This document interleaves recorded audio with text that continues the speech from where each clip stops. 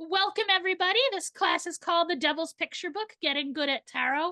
Although I'll tell you, the more I'm talking about it, I've mostly been actually saying I've been dropping the title and using just the subtitle. So you might discover pretty soon that this course might end up just being called Getting Good at Tarot.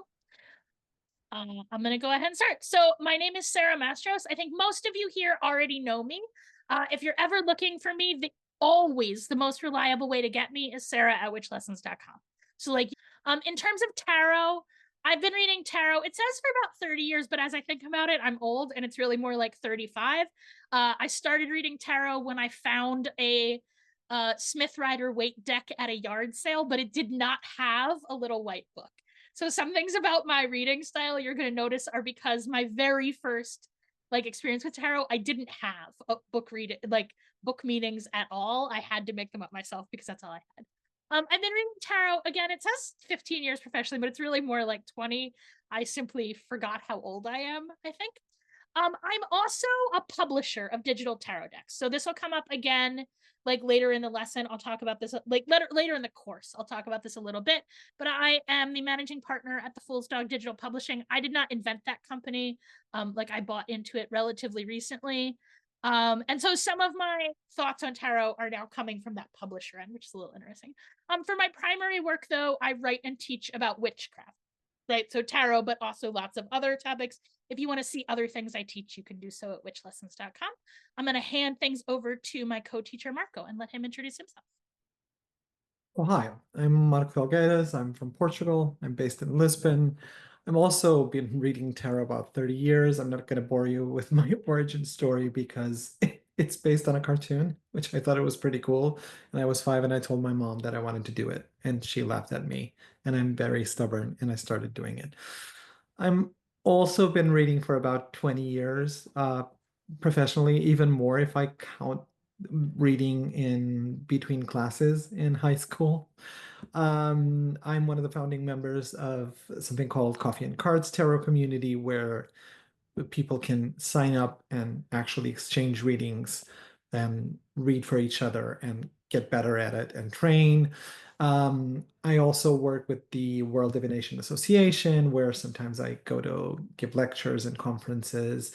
Um, I'm an Umbanda practitioner. I'm a Hellenistic astrologer. I'm, you know, I'm also very eclectic, which, and you can reach me at contact@marcoscarthers.com. It's a joke because my friends call me Marco, like Marco of the Cards, which in Portuguese it's a lot more funny than it is in English, but I'm sorry.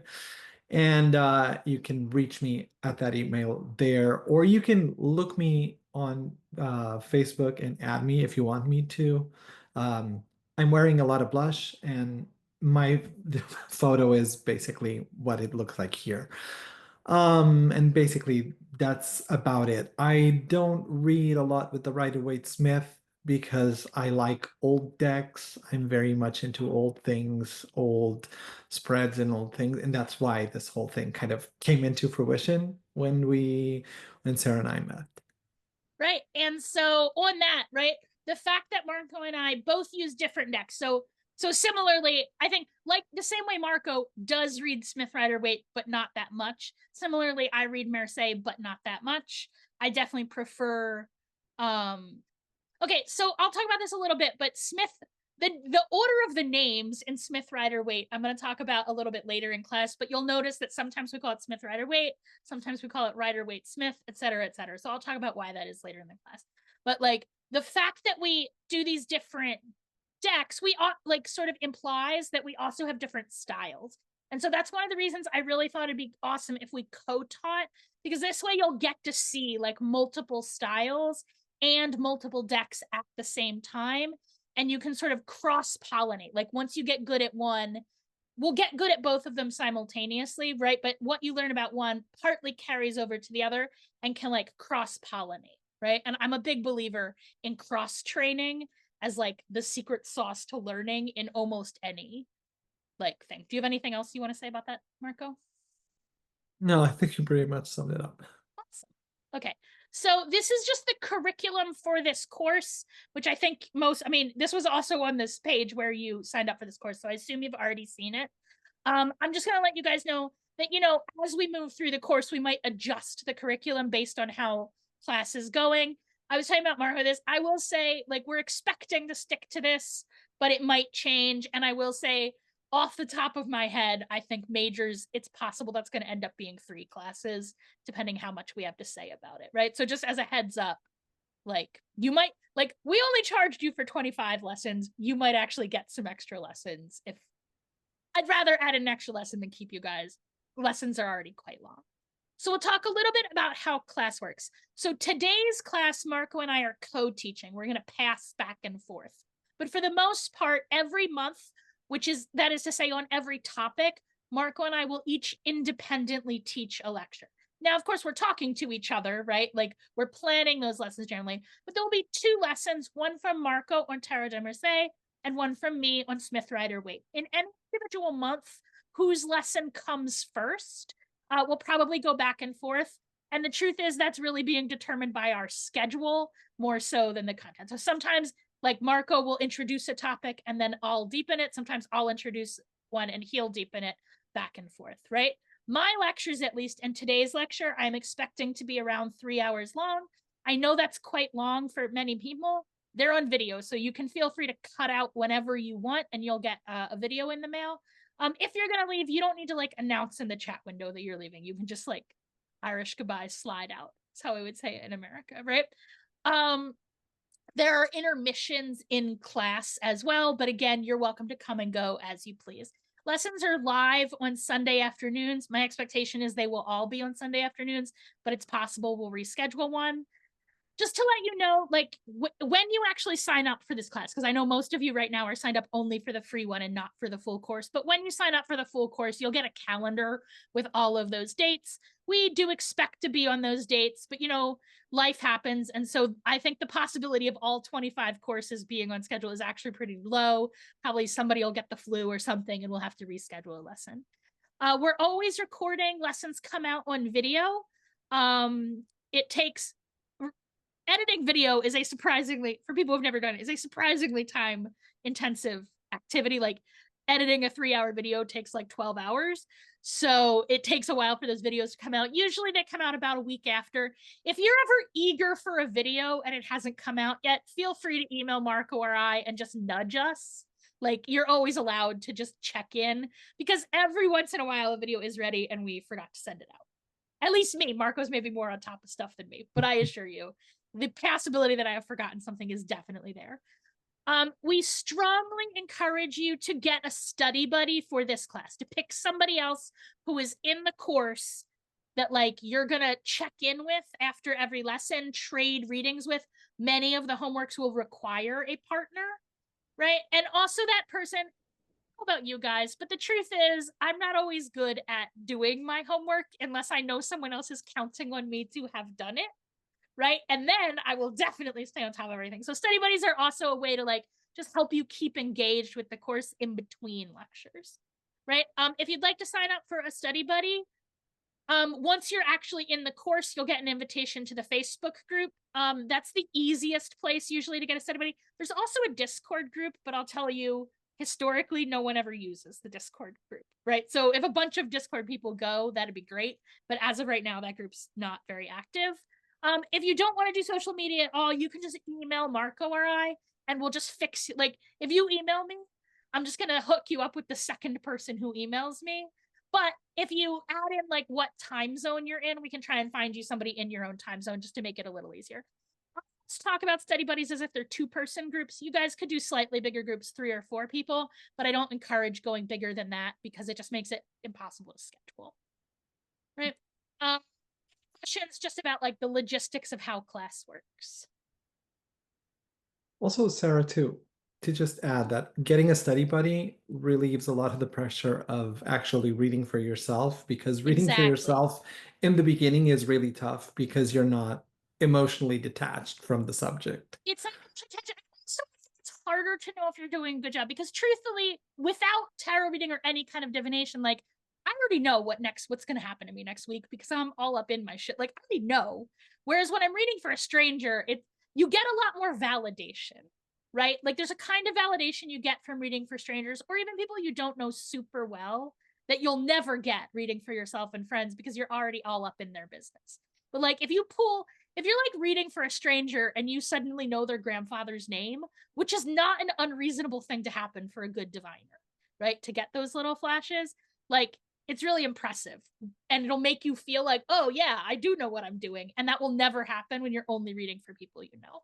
So I absolutely agree. It's always good to trade readings with people, and you can trade readings with lots of people, but I also encourage you to have a study buddy who like you're reading for that person over and over in terms of the course. But it is always good. Like the best way to learn is to read for as many people as you can. And if you're not confident about it, you can always start by explaining like, I'm just a student, like I'm just learning this, so that they know, like maybe you're not very good at it yet, because, you know, there's no way to get good at something without going through a period of being bad at it, right? And practicing, just like anything else in the world, right? Like when I first like started learning the violin as a kid, I could barely get violin sounds out of it, but you just got to practice your way through that stage, right? Today's lesson, we're going to talk a little bit about what divination is. We're going to do a brief introduction to tarot, including a little bit of tarot history. But this course really is primarily about learning to read tarot. So we're not usually going to get too in the weeds with like the history parts of it, right? But we'll do that a little bit today. Then we're going to talk about tarot for beginners. We're going to do some reading exercises together, right? And we'll sort of scaffold you through them. So basically it's going to be, as a teacher, the jargon we learn in America is I do one, we do one, you do one. And that's really what we're going to do. So it'll always be in courses that like, we'll do some reading examples for you, and then we'll ask you to do some sort of with us, with help, and then we'll send you home to do some of your own. We'll assign some homework. Obviously homework is optional because we have no power to make you do, like we can't give you detention if you don't do your homework. So it's obviously optional, but we'll always sort of articulate that like these are maybe the important homeworks, and these are some things you could do if you want to do extra. And then at the end, we'll give you a calendar of upcoming dates of classes. And also, if you stick around live, we'll give you a coupon for 18% off when you sign up for the course, which is actually quite a lot. So I encourage you to do it, which is only for people who are here live today. So please don't give out that coupon to other people. Any questions about any of that? I apologize for blowing my nose. All righty. So I'm going to start us off. I'm going to talk a little bit about what divination is. And you're going to see on a couple of slides, I'm going to give you several definitions of divination. You'll notice a tarot card in the corner. So as a little bonus for people who do already know a little more tarot, take a look at those cards. I didn't put them there randomly. Like the card does match the particulars of the slide. So in the back of your head, you can think about why I chose that card for each particular definition.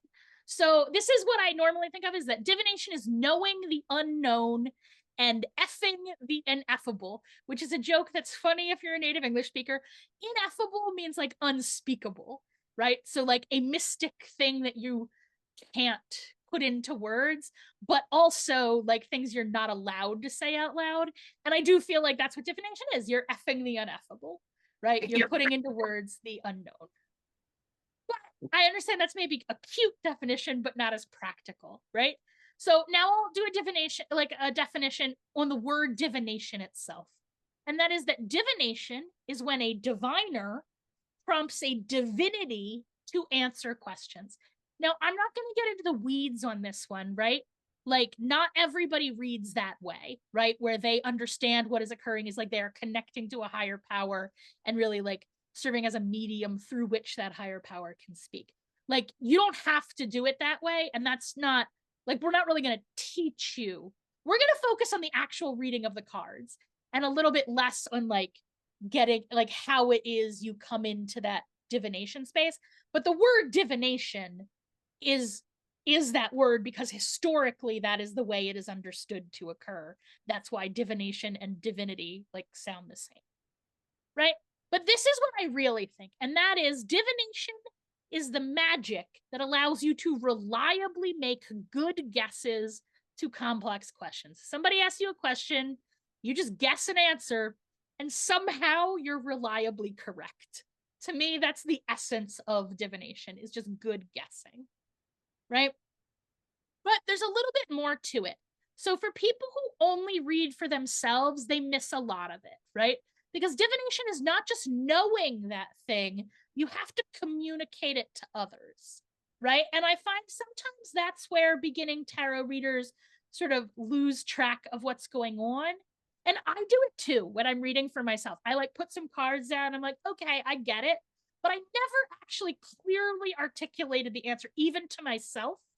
And without that, the reading I find just isn't that helpful, right? The act of putting it into specific words, I think, is really important. So we're always going to tell you, like, at least in my homeworks, you're going to say the last thing's going to be like always answering complete sentences. Like I was teaching sixth grade English, but it's because that practice of explaining things, right? That's actually what makes you a good diviner. Just knowing it doesn't help. You have to be able to tell other people, right? So even if you're not going to communicate it to someone else, like you can also read just for yourself and keep it secret, but it should be communicable. You should know how to explain, right? So the basic procedure, as I understand it, for any kind of divination, not just tarot, right?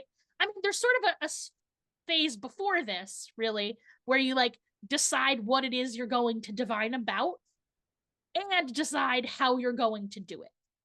You're muted, Marco. Sorry. Oh, I thought you were about to say something. No. Okay. Right. So that's the first thing you got to do is you got to figure out what you want to ask, which you should spend some time doing. Like developing good questions, in my opinion, is like a key piece of divination. And we'll talk about that more in later lessons. Right. And then the next thing you're going to do is you're going to choose a divination method because different methods are good for different things. Right. They have pros and cons. But in this course, we're all like the answer is always going to be tarot. This is a tarot course, right? But there are some shades like what deck am I going to use? What kind of spread am I going to use? Am I going to use the whole deck or just the majors, etc.? And all of those decisions, they come before anything on this list, right? Like those are all things you're deciding before you get to this list. So the first, also, we're always going to talk about reading tarot as if you are reading for someone else, right? So there's always going to be like a reader and a querent, and they are going to assume to be different people. But obviously, sometimes we're reading for ourselves, and those are the same role, right? But the first thing you want to do is like set the mood, right? You want to get in a place where you, the reader, are like open to receiving inspiration and knowledge. And you also want to get the querent in a place where they are open to receiving it. So setting the mood is really more for them than it is for you, right? And partly you want to make sure they understand that there's a transition, that like even if you guys were chit-chatting before the reading and maybe you gave some advice to them just person to person, that at a certain point you're like putting on your magician hat, your diviner hat, and you're setting the mood so that like now we're in this magical space where we divine things, and that is a different kind of relationship than you normally have with that person. And I will say personally, I actually recommend a literal magic hat that you could take on and off, which very clearly communicates to people like which phase you're in. Next, you're going to enter into magical space-time consciousness for you, right? So setting the mood is really an outward performance thing you're doing for other people. You're going to set the mood sort of inside yourself, get yourself in the zone, right? Which we're going to sort of assume you already know how to do in this course, but if that's not true, send us some emails, and then in lesson 1, like I'll talk about that more. The next thing you're going to do is invite an oracle spirit, right? So a divinity, like whoever it is that's going to ask the questions, you can invite them. That might just be like your own higher self. But again, this is about like really making a clear demarcation between not divination time and divination time. Next, you're going to ask the question out loud. Some people read without a question or with the querent just like holding the question silently inside them. There's nothing wrong with that. I personally always ask out loud, so I'm just going to talk about it as if that is the case. Now, the key step of divination, the step that's maybe actually the divination part, is the knowing. You asked a question and you got to know what the answer is. This course is about how to do that, how to actually produce answers, right? You're going to thank whatever like spirits you invited to tell you that. I strongly recommend that at this point, before you interpret things, you just make a record, which normally the easiest thing to do is just to take a photo of the spread, because you never know when you're going to like knock the table over or the fire alarm's going to go off. Like I've had the most random things happen in readings. So just take a photo so that everybody knows what the cards are at this point, right? And then you're going to interpret for people. Interpret means like you're going to help them take the answer they got from the cards and somehow apply that into their life. The goal usually of divination is to acquire information and then use that information to help make a decision about something, right? So you're going to help them take that information and apply it into their life. We're going to talk some in this course about that step, but again, 90% of this course is going to be about what happens between when you put the tarot cards on the table and you give them an answer, right? Just the actual reading of the tarot. But we will talk about the other steps as well. I know that was a lot all at once. Any questions about what I just said? Okay, so what is tarot? A tarot is a deck of cards, and it includes four suits like playing cards. Usually they are coins, swords, wands, and cups. They are numbered from 1 to 10, plus major, plus four court cards. So here, I'm just going what to is interrupt tarot? for a second. So just to clarify what we're saying, like this part of a tarot deck is just like a deck of regular playing cards, but it has an extra court card, four court, instead Yeah, of like Jack, Queen, King, it's got another one. yeah, it has the nine. But so why am I talking about it as a deck of cards? Because I'm pretty sure that a lot of you have read or have seen that, oh no, tarot had roots in ancient Egypt or this or that tradition or was born here. No, it came out as a regular game as we're going to see forward. And that was its main purpose. And that's why it's so similar to a deck of playing cards. And so it has an extra knight, which basically with the years and the cultures that use the cards and simplified the cards, it basically went out. And also with the rules of the games that they used the patience, the solitaires, and also out the knight, sort of like the knight and the knave kind of like became the same the same being in the playing cards. And it also then has a component that some of you know as the major arcana, which basically in pop culture is what we listen being called. So sometimes when people look, oh, major arcana, it's something that's really, really big. Some people call them the trumps. Why trumps? Because a trump is usually a big or an important card in when you're playing a game. So they are triumphs, or in Italian, they were called trionfi. So they are numbered from 0 to 21, and they have a biblical allegory. Well, I know that modern decks, which we'll cover, in a while, some people will either because they don't feel comfortable or because they don't connect or because they have a different interpretation. But what we are going to see here specifically in the Marseille is that the Catholic Church is very present and very real in those images and in those stories that they tell. It basically is the structure of society and people's beliefs at that time in basically Europe. Okay, so it's going to be, I've heard people saying, oh, I'm not comfortable about the Pope, or I'm not comfortable about judgment because it feels too Christian. Okay. And then you have to think, I either get another deck or. So I'm going to interrupt you here for a second. As somebody who didn't grow up Christian, I actually read tarot sort of without knowing this for a while. Like I maybe didn't know that the judgment card, like it meant the Christian final judgment, right? And so like even though like I think that final judgment like that's not a thing I believe in, but like that tells me what the person who drew that card, what did they intend it to mean? And they were referencing this complex story that so like knowing those stories I think helps you read tarot, even though like I'm not Christian, I didn't grow up Christian, my family's not Christian, like I didn't maybe know how Christian tarot was when I started reading, but once I understood like, oh, the person who's talking to me right now, that's where they're coming from, that's their vocabulary, like it made it much clearer and easier to read. So that's why I think it's important to mention here. I just wanted to throw that out. Yeah. But the basic message that I want to pass out to you is that no one is imposing any beliefs when we're reading with Exactly. the Marseille. They are basically icons of things that happen in society. So those things iconically happen. A judgment of a person will happen. A spiritual leader will Mm, exist. These people have their roles today. I'm going, just out of the top of my head, if I'm going to say, politics aside, Trump is an emperor, mm, regardless whether we like it or not. Trump is an emperor. That's what he is. The emperor is an icon for someone exactly. who takes charge or has power, For sure. regardless And not of. just him, like any president. Even And even yes, if it was like Hillary Clinton as president, I would still probably see her as emperor rather than empress because of the meaning of the card. Like it's an emperor role that that person is playing. okay.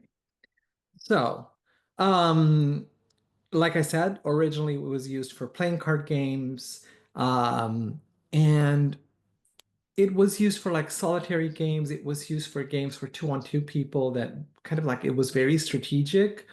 It had a lot more cards that with the passing of time, they kind of disappeared. And if you looked at other earlier decks, and we're going to mention a few of those in this class today, like the Visconti Sforza, some of those cards actually aren't like the Marseille. So that's one of the reasons why I chose the Marseille, because they are actually more iconic, they are more well distributed, and they have the symbols that, for me, more well represent and are more recognizable with the Rider Waite. For example, sometimes the star in some of the older decks will be a very old man like with a telescope looking at the sky. This is an example. Although we are used to seeing the star as this, woman um, completely disrobed, throwing water into a reaming. It's a divination tool used for prediction. It basically started out. Sources here are unclear. There's like no one can tell you exactly who started using tarot for using of fortune telling. Probably I'm going to speak about the person who made it popular and who made it more esoteric, but probably people of Romani tradition of Romani ethnicity were the people who started not only reading cards and doing fortune telling and were known for using them for fortune telling, also used it. It can also be a tool for journeying, which we're not going to use here. But if you are well versed in journeying and doing things like that, you can use a major or a suit or a specific minor arcana and then focus on that and do a completely mental journey of achieving some sort of goal or having a sort of mental trip for some goal that you want to achieve or some sort of illumination that you want to achieve, and use that and use tarot. A lot of people use that. A lot of coaches use tarot cards for helping people guide and choose them and having the cards out in front of them and picking them out, and then we'll talk about them. And then also a tool that prompts and is used for self-exploration.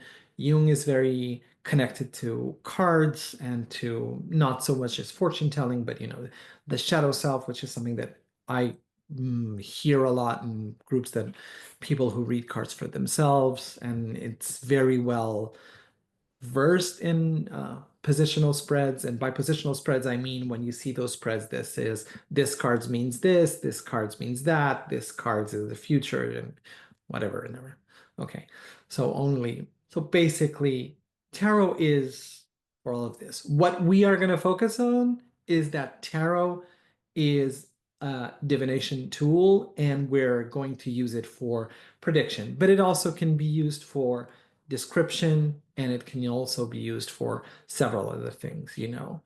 Tell me about who this person is, tell me about their character, tell me what major will I be more successful, and it also reads probabilities. Fortune telling also is a lot like math and a lot like probability. And I mean, For example, if someone comes to me and asks, am I going to get married? I probably am going to ask, well, are you dating right now? The person will say no. So, okay. Are you looking to date in the future, on apps or meeting people, going out at night? And if the person says no, no, no, no, no, then the probabilities of that, the odds of that start going down. I can still read, but it's always a game of probability. And also, if any diviner comes to you and say, I am always 100% correct, Run. run, Yeah, run, run, because no one is 100% correct because a lot of things can happen. And I exactly. mean, for example, with COVID, a lot of astrologers were telling that 2020 was going to be a great year. It was going to be fabulous. It was going to be amazing. I Fun don't know for fact, if you you look back on guys. my Facebook, you'll see I did say it was coming. I was like, y'all should be prepping right now. I'm gonna mention one more thing. Sorry, I keep interrupting you, Marco. One more thing that tarot can be used for that's not on this list is like as a sorcery tool for magic. And for most of this course, we're not going to talk about that at all, but we actually are going to do a lesson on that at the very end. So coming attractions, but we forgot to put it on the list. I forgot to put it on the list. Okay, so playing cards enter Europe from the East around, 13 CE. Uh, and then in Italy in the 1440s, in Italy, the first tarot decks appear. So what you have to have in mind is that technology and printing and how means of distributions are very connected to how widespread. Bless you. Bless Okay. you. So, how means of distribution, how means of reproduction were available at the time will highly impact who has access to these tools. So, in the 15th century, these things were done by hand, individually, and were given as gifts, like as wedding gifts, and were done by, famous painters. In the 17th century, we have the Tarot de Marseille with the John Oblay, which is the first complete deck that we have access to.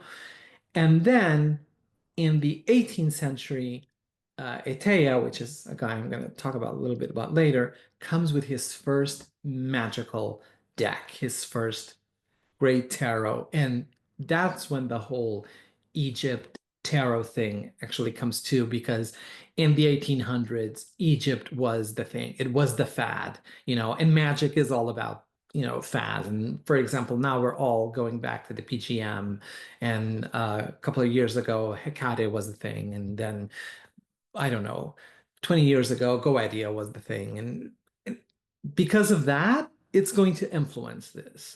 So in the beginning of the 20th century, um, we have a man commission a tarot deck from a very, very talented illustrator who was Pamela Coleman Smith, who designs the first deck that has allegorical pictures of everything that is happening that you don't see before. So before this deck, no decks had any images or stories or whatever was going on. And there was a set of rules depending if you were from Germany or if you were from France or if you were from another country. But usually in Europe, France and Germany have different styles of readings. And they would differ, or in also Spain and also Italy, and they will differ to which suits are more luckier or more unlucky than other suits, for example.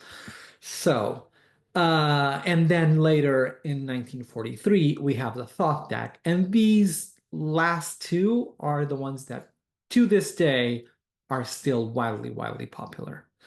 Okay, so the origins in Italy. No, sorry. Um, we have the in the 16 Greek gods trumps from Italy. And, and then we have the Visconza Sforza, which is the oldest surviving deck. But although there are several decks, we don't have a complete set of the Visconza Sforza deck. Okay, so we don't have, it is also, some of the cards are different from the regular Marseille deck. It is considered a Marseille deck because it doesn't this the minors or the pips don't have images, but some of them are different. And you have also the addition of allegorical major arcana, some as virtues, or sometimes like cardinal sins, like sometimes pride would show up, or envy would show up, charity would show up, faith would show up, and these were kind of set to the side. You don't see them anymore. In the Marchetti, you will see some of these. You will also have tarot cards with the whole zodiac, and some of the cards are omitted because these cards are so old that they were, drawn by hand, and it was kind of like, please draw me this, and or according to the rules of this game. Okay. So, and charity and faith sometimes got intertwined and they got syncretized into other virtues, you know, because there are four virtues in a deck of cards. So the Tarot de Marseille. So it originated in 1650 in Paris by Jean Noblet. There was access to printing. There was not, it wasn't fancy printing in terms of color. It was used as a society game, and the suits were the same used as in Sicily and Spain. So why am I referencing Sicily and Spain? Because I have a Spanish grandfather, I have a Sicilian husband, and I have access to those decks, and they look very, very similar to these, actually, how they look. It's not the baton so much, not the wands. The wands are more like clubs, like caveman clubs. They look like sort of like a Flintstone kind of thing, like a Fred Flintstone club. But all of the others look exactly like this. And mostly these are in primary colors, shades of blue, and an added of green. And because of Oh, go ahead. I'm going to interrupt you um, for 1 second. Is that okay? yeah, I was just going to say that these ones at the bottom are actually a quite late Marseille. So, like, no, these have like a more sophisticated printing and more colors than you see in a lot of yeah. Marseille decks. These are just the This ones is I put on the slide. this is not the Noble deck, but you will see in later slides Just in more. some of the exercise that the deck that I use is the Jean Noble, and in my slides I will use them in our classes. But these are a little bit more fancier. You have skin tones, etc. So Iteia. So Iteia was a French wig maker that was called Jean-Baptiste Alliette. So Jean-Baptiste Alliette, he was a guy who was not content on being just a wig maker. He had access to higher echelons of society, but he wanted to be very much into the occult. He wanted to be very much accepted into occult society. And first, he actually developed a system called Le Petit Étaya, which is a reduction of a playing card deck, which is like 32 cards. So he takes a lot of those cards out, um, and claims that he learned them from a Romani person. So claims. And Itea has a lot of complicated spreads, but a lot of counting. There's a lot in French cartomancy, there's a lot of counting and a lot of if you have three of the same number, this means this, and if this card is next to this other card, it's going to mean that. And the meanings are all written in either sides of the cards on the up and the bottom. He's actually the one who started reversing the cards, and he started with the Petit Etea. So the Petit Etea is a very, very small deck that is still used to this day. You can find it on Amazon for very cheap.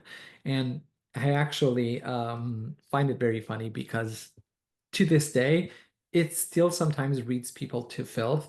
It's highly misogynistic because, for example, it says, "Ooh, four kings. high council, nobility, for women, gossip, treachery. So it's of its time. And so then he develops something called the Le Grand Étaya, and it's slightly based on tarot. He changes a little bit. He has an upper side, a downer side. It is not fully finished because he then passes away.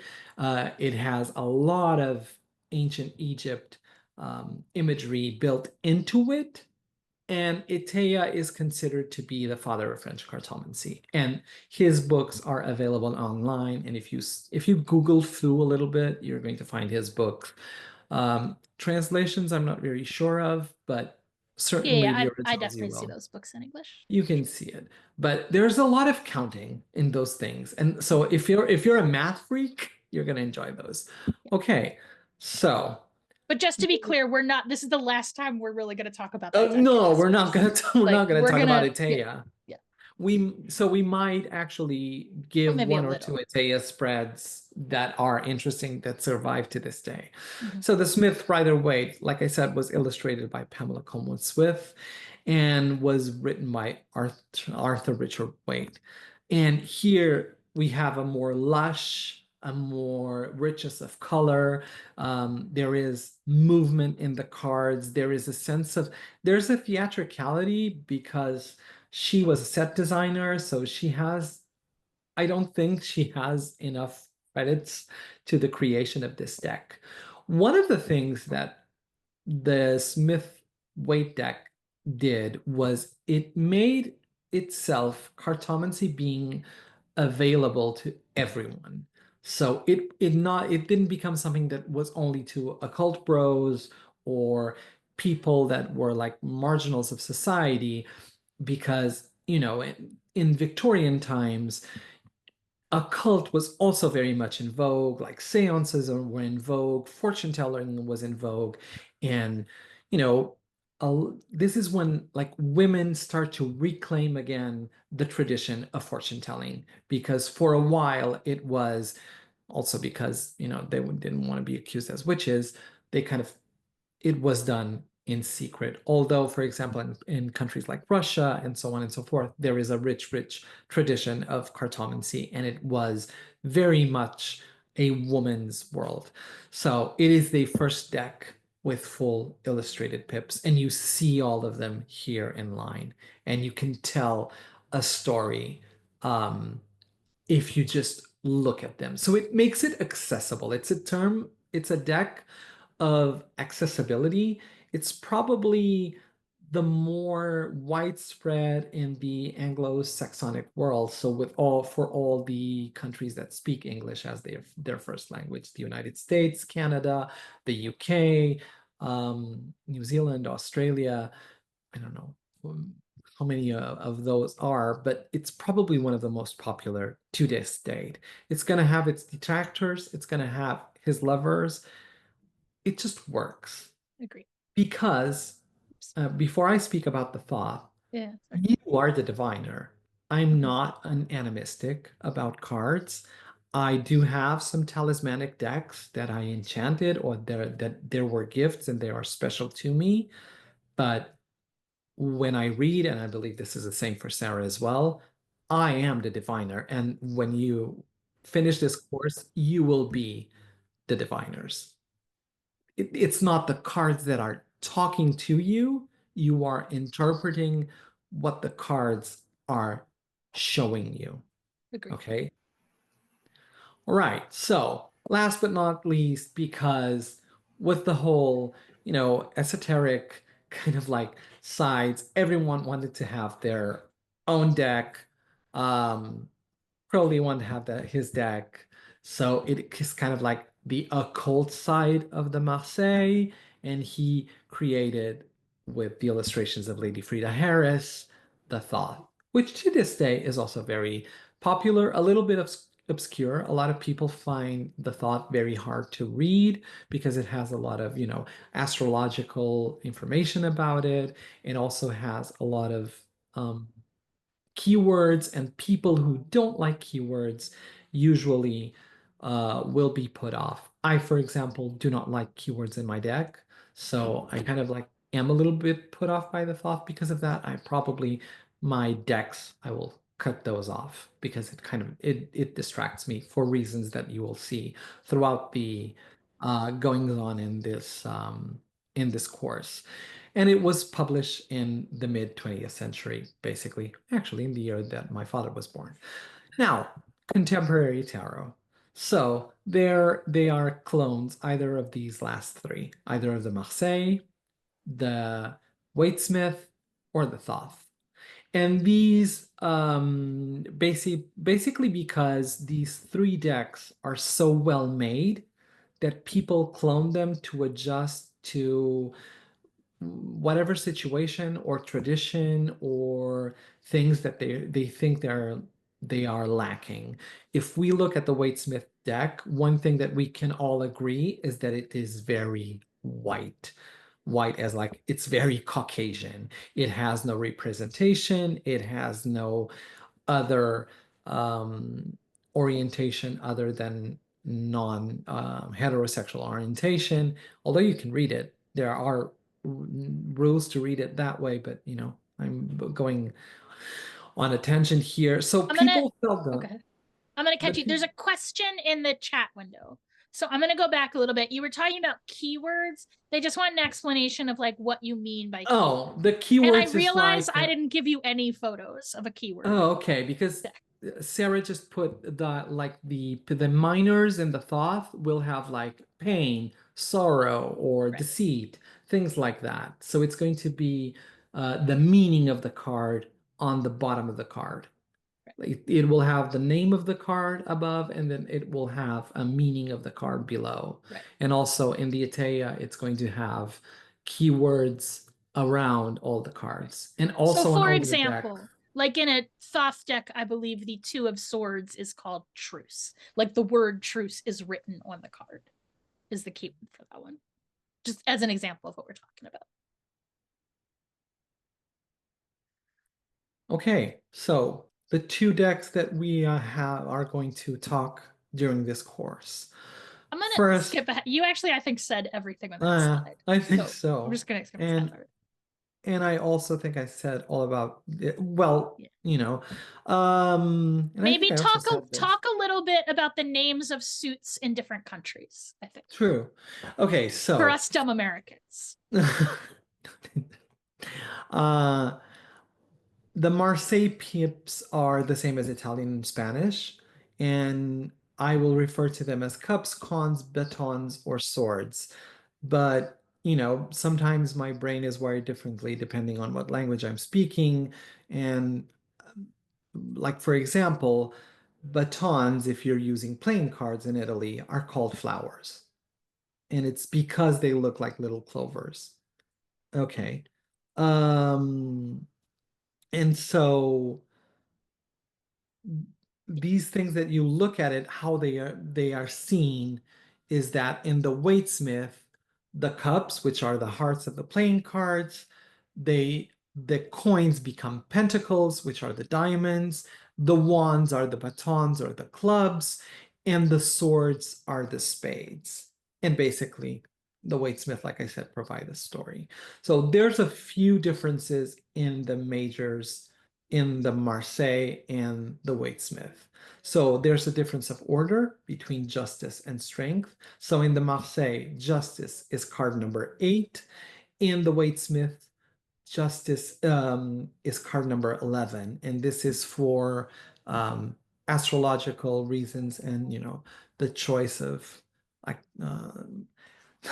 the author at the time thought it made And more sense. we'll talk more about that. Like when we get to the part about the majors, we'll like talk extensively about why these changes were made and whether that was a good idea or not. Okay. The Papas and the Pope in the Marseille became in the Waitesmith high priestess and high priest. Papa probably to tone down the Catholicism of it all.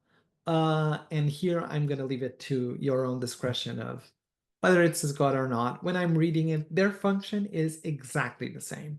What they Agreed. do in the deck is exactly the same. I'm For just me, the bit.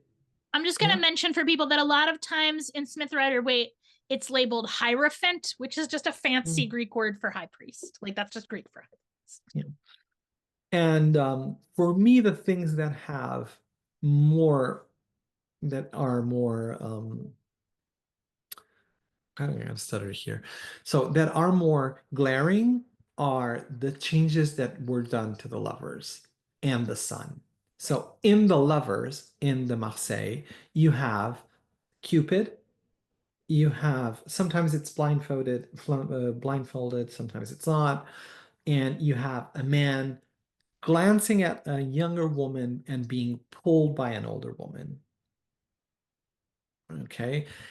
In the Waitsmith, this ménage à trois becomes a couple, and Cupid becomes a completely different angel for reasons that you're going to discover in Sarah's class about the majors on the Waitsmith deck. But here, to me as a reader, it changes completely the dynamic of how I Mm-hmm. read the Lover's card, because I do not have four um, people in the card anymore. I now have three, and also in the Sun. So the Sun has originally in the Marseille two people as equals that look either, like twins, but here I see them as equals on equal sides, on equal stature, equal position, equal power under the sun. And in the Waitsmith, it's a more lush, kind of like almost like a messiah child that comes into mounted on a horse. It's kind of like flipping death. It's like the opposite of death because death also rides a horse in the Waitsmith deck. I didn't include death because I didn't think that the difference Right. Was as of death stark. is it was as stark because death has someone kneeling and asking for forgiveness in the Waitsmith, and death in the Marseille is kind of like everyone is already dead. I don't give two shits about it. I'm just cleaning house.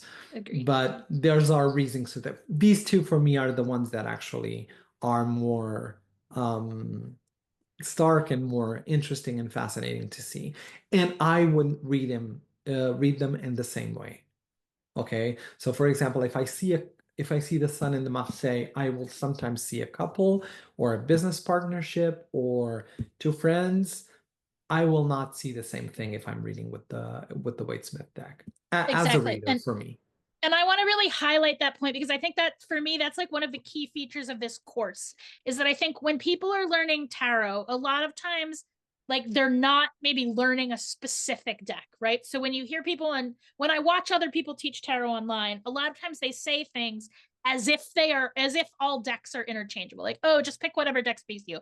But they're not all the same, right? And so I agree with Marco. Like, if I got the same cards reading Marseille versus reading Smith Rider Waite, they would not necessarily mean the same thing. And I think like watching them both at once and seeing those differences really I think will help you like zero in and clarify. Because when people are trying when I'm trying to talk about tarot, if I'm trying to talk about all decks at once, I kind of have to be really vague because cards don't always mean the same thing, right?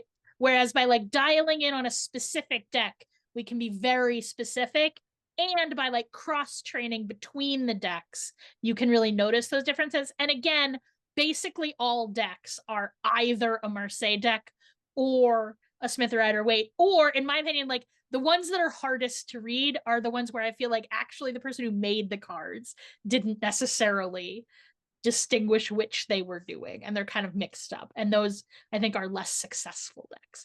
I would say as a publisher, I would say successful decks, like the ones that people really latch onto, almost always are Marseille, Smith Rider Waite, or Thoth. And Thoth in many ways is, I would say, the most successful combination of these two. Right. That's just like a side note of like coming attractions in this course. But I do think it's important. Like, I think you will find a lot of value, whether you take our course or not, right? If you're learning on your own, my real advice to you is like pick a deck and know what deck you're working with when you read the tarot. Like, they're not interchangeable. I'll Okay, let you do this part, so or I can do oh, okay. it. You go No, ahead. go ahead. You want me to do it? All right. So we're going to talk a little bit about why tarot, right? And this is really sort of two questions. The first one is about like why people come to a diviner, right? And that answer is because they want clarity. So I say this a lot, like inside readings. Sometimes people like cry during tarot readings.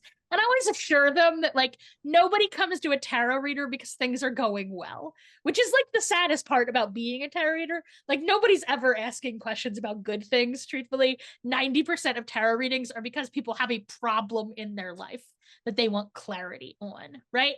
And usually those are exactly the questions that like people have problems about. So what do people argue about? What's trouble in their life? Love trouble, money trouble, work, like their job trouble, and pain, like grief and emotional pain, and also sometimes like health issues, physical health issues. Those I would say are the most common questions you get in divination of any kind, including tarot. So we can talk about different kinds of questions. And for this course, we've sort of separated them into three kinds. The first one is descriptive. So you're really just asking, like, what is going on in this situation, right? Like, there's some kind of complicated politics at work. I don't even know what's going on. Can you just can the cards just provide clarity about what is happening? The next kind, prescriptive, is like getting a prescription. Like people are asking for advice. Like, what should I do about this situation? And then the final kind is predictive, telling the future. Now, in practice, many times questions involve all of those categories. And in this course, we'll sort of talk about different methods for those different kinds of questions and how sometimes you kind of want to take the same situation and look at it from all those points of view. We split them into those categories. You could categorize them differently. That's just the way we've categorized them for this class. But tarot is always going to give you like a snapshot of a situation, as opposed to some other, like what I would call more like free form divination techniques, where you're like scrying in the clouds or automatic writing, or you're getting possessed and channeling. Like tarot gives a very clear, sort of specific snapshot. And it's a really good tool for witches, right? Because of the history of connection between tarot and the occult, right? And magic generally. Like it's particularly great for asking questions about magic, about witchcraft, about sorcery. What spell should I cast? How should I cast this spell? Those sort of things. And we'll talk about that, more over many lessons, but in particular, there's a whole lesson at the end of the course on that, right? But really, it's about it being a tool. So tarot gives you a buffer between you and the client, right? So particularly situations, what I think of as festival reading, right? Where you're doing boom, boom, boom, boom, like 12, 10-minute readings in a row. You shouldn't do that by like getting possessed by a ghost and speaking, right? Like tarot is physically easier on you, the reader, because it gives you, like, if I just sometimes I make a joke that when we read tarot, I'm just putting the cards down to make it less creepy when I read their mind. And there's like some element of that. But the cards also make it so I don't have to read their mind, because I actually don't want to be like all up in the nastiness that's in everybody's mind, right? And the tarot gives a little bit of a buffer in that situation, which is something I really like about it. Did you want to add anything else on this slide, Marco? No, other than also there will be people who will say that the tarot is only to be used for higher evolutionary spiritual practice. If that were to be true, everyone who reads tarot would be out of work. Not only that, honestly, I'm gonna rant for a minute. It's not just that I think that view is ahistoric, i.e., at no point in the history of tarot has that ever been true. But also, I think it's like deeply classist. Like, really, what those people are saying is that, like, oh, you shouldn't use tarot about anything in real life. You should have your entire real, like, you should already be rich and not have those problems. Your whole life should be at the top of that Maslow pyramid. But, like, people, anytime anyone tells you that you shouldn't do something for personal gain, their goal is to keep you weak and disempowered. Like tarot, like all witchcraft, like everything else that like grows out of people who live and work at the crossroads, right? Thieves and merchants and fortune tellers and sex workers. Like there's a class solidarity element to tarot that I find the people who are like, oh, it's only for like spiritual, like No, it's not for that. Actually, like that's actually not what this was designed for. This was designed for fortune telling for like real people who live real lives in the world, right? Sorry to like, I know you feel the same, Marco. I just really like, it drives me crazy when like rich white crystal Karen is like, oh, you should only use it for personal gain, or you should never use it for personal gain. Instead, you should marry a millionaire like I did, which is really what she's saying. That's what she means. And I have no patience for that shit. I will stop with my bitchiness at this exact moment and move on. Okay. I'm gonna just keep Okay. going unless you want to take it. Is that cool? Yeah, sure. All right. So I just kind of want to push through this. Okay. So there are some reasons not to read tarot. And the first thing is that like tarot reading can be addictive. And it's exactly like in terms of neuroscience, it's exactly the same as gambling being addictive. So like if you know that you have a problem with gambling, you should keep in mind that tarot can hit those same like biochemical buttons in your brain. So something is that like people you can use it like a crutch, right? Like instead of making your own decisions, you can rely on tarot to make for you. That is not a healthy way to interact with tarot. You can use it to treat your anxiety. Now look, we all do this sometimes. Like I'm not going to lie, have I ever just flipped tarot cards like loves me not, loves like obviously I have and so has everybody else, but it's not really good. It's like junk food, right? Like you can indulge in it every once in a while, but it's not really a good thing to be doing. Similarly, especially when you're reading for other people, like you shouldn't let other people use you to treat their anxiety either. They should be getting information to make decisions, not just getting to hear what they want to hear to make them feel better, right? You shouldn't be going on like epic narratives about their life. Like answer their question with what the cards say and stop talking. Similarly, like especially when people ask for advice, you should tell them what the cards say and not what you think. And sometimes it's hard. Like there's this one example I always come back to where this guy asked me like, should I leave my wife and kids? He was a professor. Should I leave my wife and kids for like my 20-year-old graduate student? And everything in me was like, no, you definitely should not do that, which I told him. I was like, person to person, I don't think you should do that. But the cards could not have been clearer that he should. And like, I really said that. I said, like, well, the cards say you should, and here's what they say. And then I again reiterated that I don't know if that's a good idea, but this is what the cards say. And he did. And you know what? They're very happy. Like, I guess that was the right decision for him. But again, it's your job to say what the cards say. Now, there are times when I think you should intervene. So, like, if you're hearing about a relationship that sounds abusive, for example, I personally will always, before I even touch the cards, will be like, hey, I just want to tell you, like, for me, I'm like woman to woman or whoever, right? Like person to person, this is not a safe situation. Like, I'm going to repeat back to you what you just said and make sure you understand, like, you should get the fuck out. And sometimes in those situations, I simply will refuse to read. I'm like, I don't care what the cards say. Like, as an ethical person, I need to tell you that I think this is bad and you need to get out of it. Right. And that's allowed, but you shouldn't pretend that it's the cards giving that advice. Like, you need to make very clear the distinction between you as a person and you as a reader. And again, I recommend a magic hat that you can take off and be like, girl, we're going to talk woman to woman. And then you take your hat off and it very clearly like articulates the difference. Again, there should always be, in my opinion, when you're reading tarot, you should be like answering a question. There should be some kind of context to it. So if somebody just says, like, puts down three cards, like, what does this mean? It doesn't really mean anything until there's some kind of situational context, some kind of question. And again, devoid of personal judgment is what I'm saying, right? When you're reading, but again, sometimes as an ethical human, you're going to have some personal judgment. And it's okay to tell the querent that, but you should be very clear about the distinction between your personal judgment and what the cards say. Anything you want to add to that, Marco? Yes, I'm going to go on a round. Please. My own rant is when I see card readers or oracle readers advertising themselves as therapists. Oh, yeah.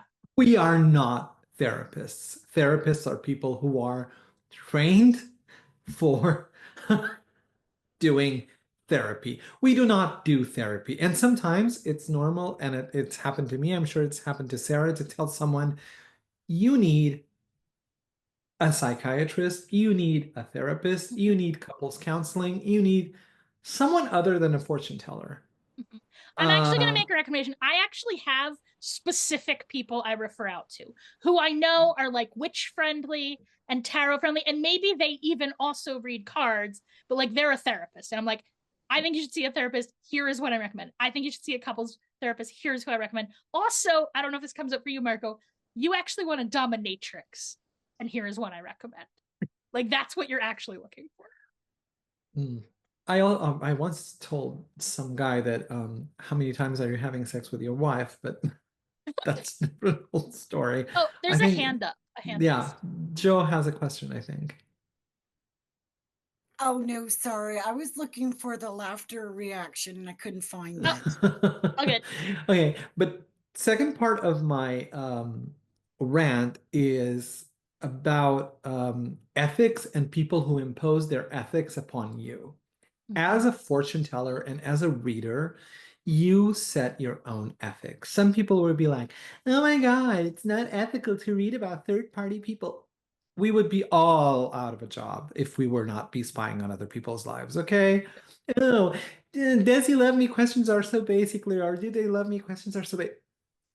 I don't care. It's not my job to judge if the question is interesting or not interesting, because otherwise we wouldn't be reading, or we would be having half things. Of course, sometimes if someone comes to me, I want to murder my wife, how can I get away with it?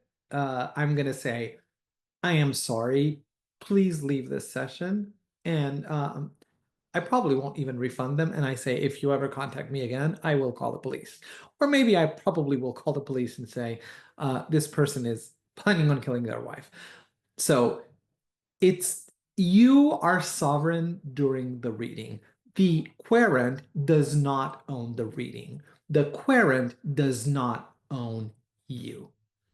So there will be people when you are reading that will constantly interrupt you, saying, oh, that is wrong. Oh, that's not like that. Oh, no, I don't agree.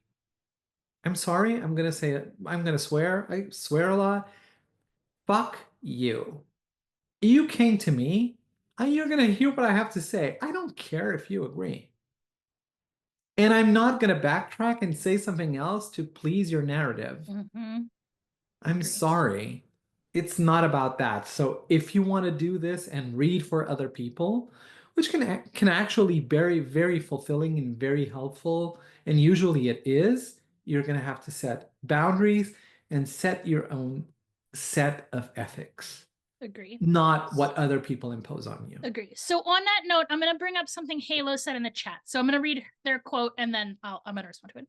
Also important to check the legalities in your area. In the UK, we're legally not allowed to diagnose health issues, for example, and you may have a legal obligation to report specific things. So that's 100% true. So I will say where I live, reading tarot for money is illegal. I do it for entertainment only. Or what I actually say is for educational purposes only, right? Um, and so I think it's important before you start reading for strangers in particular to really check into the legalities, but also check into the ethics. So I will say where I live, I am legally prohibited. Okay, so Allie is asking about the state where I live. It's actually not state by state. It's city, it's county by county in Pennsylvania. So you should check the legalities where you are, right? About what's legal, whether fortune telling is legal, but also other things like not providing medical advice, et cetera, et cetera. So it's important to check the legalities, but it's also important in your heart to understand the difference between legalities and morality. So I'm just going to say something. So I used to refuse to do health readings at all, which is indeed like I can get in trouble legally for like pretending to be a doctor, basically. And I'm always very clear when I do health readings, like I'm not a doctor, but I will say, it was actually Benabel when I saw her teach, and she said something that really stuck with me, right? She said that like by the time somebody is asking a tarot reader a medical question, they have almost certainly already been trying to get an answer out of doctors for a long time. And that, like, actually, maybe we do have an ethical calling to do those kind of readings, to provide that kind of help, which they cannot get elsewhere. But you should understand that what you're doing is illegal, right? But always, so, and again, we're not talking about, like, I'm not trying to pose my ethics on you. What I'm saying is, before you start, like, don't wait until you're in the situation to decide. Before you start reading for strangers, have a list of, like, this is what's legal and what's not, and also a list of here's what's ethical and what's not. And as in literally any other situation, you will find that what's ethical and what's legal do not necessarily line up, and you've got to make your own choices about how you feel about that. I'm going to say one other thing based on the comments. A couple people, Inez and Philip, both mentioned that, like, they're a psychologist or a psychotherapist and they agree they're very different. And I'm going to say this. I think even if you are a therapist, it is questionably ethical to be mixing therapy and tarot reading at the same time. Because when you tarot read, when you divine, you are kind of like speaking for God in at least a metaphorical way. Like, you're saying things that have some kind of, like, extra spiritual authority to them. And that's what people want from a tarot. Like, that's your job, is to do that. But mixing that with psychotherapy in a way that I see, I'm sure nobody in this audience, but I see sometimes, like, many coaches doing that. I'm actually going to say, and everybody should set their own ethics, but I actually do think that it's questionably ethical to do that. I think blurring those lines, because you have so much dictatorial authority as a tarot reader. Like, you're just telling them the true facts about the universe. Like, that's what it is. And it's weird to mix that with therapy. So I'm just going to look through. Yes, there's a couple more things about, like, legality in the comments. I will say, I'm just going to say, for people in the States, people are saying things about states, but I will say, like, it's not just your state law. You actually also have to check, like, your local county law. So, like, somebody said that it's illegal in Pennsylvania, but that's actually not true. It's illegal in some jurisdictions and not other jurisdictions. I will also say, to the best of my knowledge, in the last 30, 40, 50 years, no one has ever been prosecuted for that. So, like, it's illegal, but, like, I don't know. We all do a lot of stuff that's illegal. Christina says, don't Jungian therapists sometimes use tarot as an instrument? They definitely do. And what I'm saying is, I do not approve of that use, but I'm not the tarot police, and people are allowed to do whatever they want. But I'm not the tarot police, and I'm definitely not the therapy police. I just personally think it is unwise to mix those two modalities, because I think it is confusing for the querent, because their relationship to their therapist and their relationship to their tarot reader shouldn't be the same. Just like when I was a high school teacher, there's a certain amount of, like, therapy or personal counseling that is inappropriate to engage with students, because that's just not my job, and it complicates my job, is what I would say. But again, yeah, rant over. But again, I want to clarify that the basis of my rant is about, just, it's not that you're not allowed to do both things. I'm saying you just need to keep a clean line between them, both for you, and you need to clarify for the querent where that line is. I mean, any more questions, but we've been taking questions for a little bit. I think we now have an intermission. I am actually going to take, and I think it is Marco's turn. Okay, so I'm going to invite you to just look at these images, and for the series of these exercises, I want you to, even if you have any tarot information, forget and ignore any meanings, any knowledge, any previous things you know about tarot. And these are real life situations. Everything that I'm going to teach in this course are going to be based on real life readings. So any examples of spreads of things, of examples that I'm going to give you is going to be real life, because I don't like it when eventually I take courses. I don't like it when people kind of make stuff on the fly. It feels very fake to me. It doesn't feel organic, and it doesn't. I'm going to use a word that I hate. There's a lot of words that I hate. One of them is resonate, but it doesn't resonate with me as a student.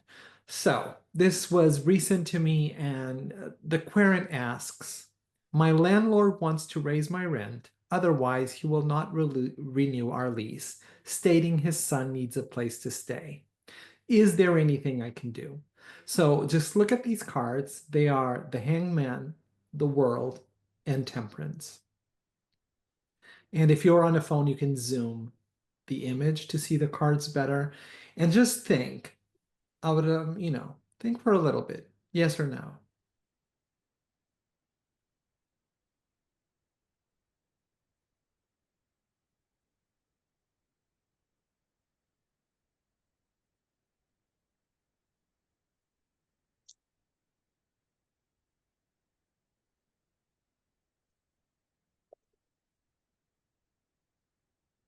You would also get the answers that I gave these clients. So, and there's no So this is just issue. a yes or no question.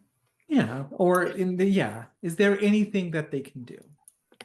It's basically yes or no. Um, on my end, and Mhm. please correct me if I'm wrong, I will say that the card seems to say no.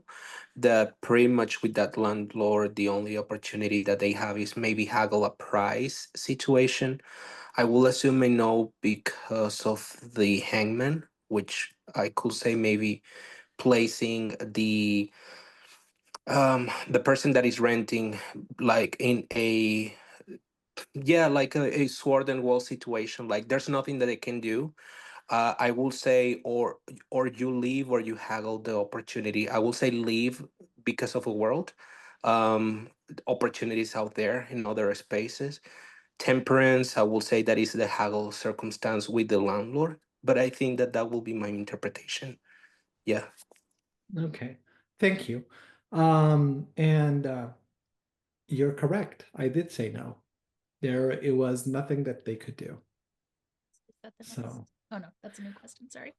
Oh, I apologize. I just arrived to the class, so if that response was already given, but No, no, you I were. No, That was no. perfect. You're good. sorry No, about you're good. that. So I did say no. Do you want the Um, next slide, Marco, or do you want to take some more answers from Rudy? Just let me know. does anyone else want to expand on what they see or Just okay. to let everybody know, for this class, the tech is set up. Actually, only I can advance slides. So if sometimes you see me like advancing and then going back while Marco's talking, it's because I have to do it for him and I'm like trying to guess. So I apologize for that like sloppiness. Yeah. We'll work it out. No, it's all good. Marco, may I ask you a question? Yes. For example, in this instance, right, we are reading major arcana. Yes. If we had a minor arcana in the reading, will that change the effect? For example, if I have a no, let me rephrase that question. If I had a minor arcana, and added onto this reading instead of a major arcana, what cards do you think that will say there is a better opportunity for you to stay? I guess that's what I'm trying to ask. What cards will say yes, there's something that you can do, you can speak with this landlord or something like that? I mean, if like for example, if the person asks me, um, oh, Philip, I saw your question. I'm going to answer it afterwards. So, if I was reading with the full deck here, which I was not for, so that you would have visual iconography Just to as to a read heads up from. for everybody, every reading for the rest of this class, it's mostly like readings, and all of them are majors only, just because we haven't talked about cards yet. Yeah. So basically, but if I saw a three of swords and the question is there anything I can do? I would say fight him, and then I could expand on how they would fight him. But depends. If the three of swords came at the end, certainly it would be a yes, and it would be for a conflict.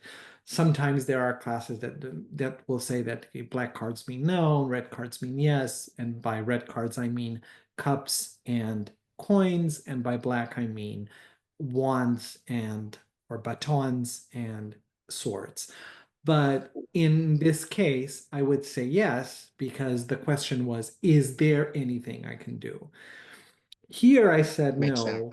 sense. Here I said no because the querent, when someone is asking you a question about themselves, the first card that pops up, usually it's them.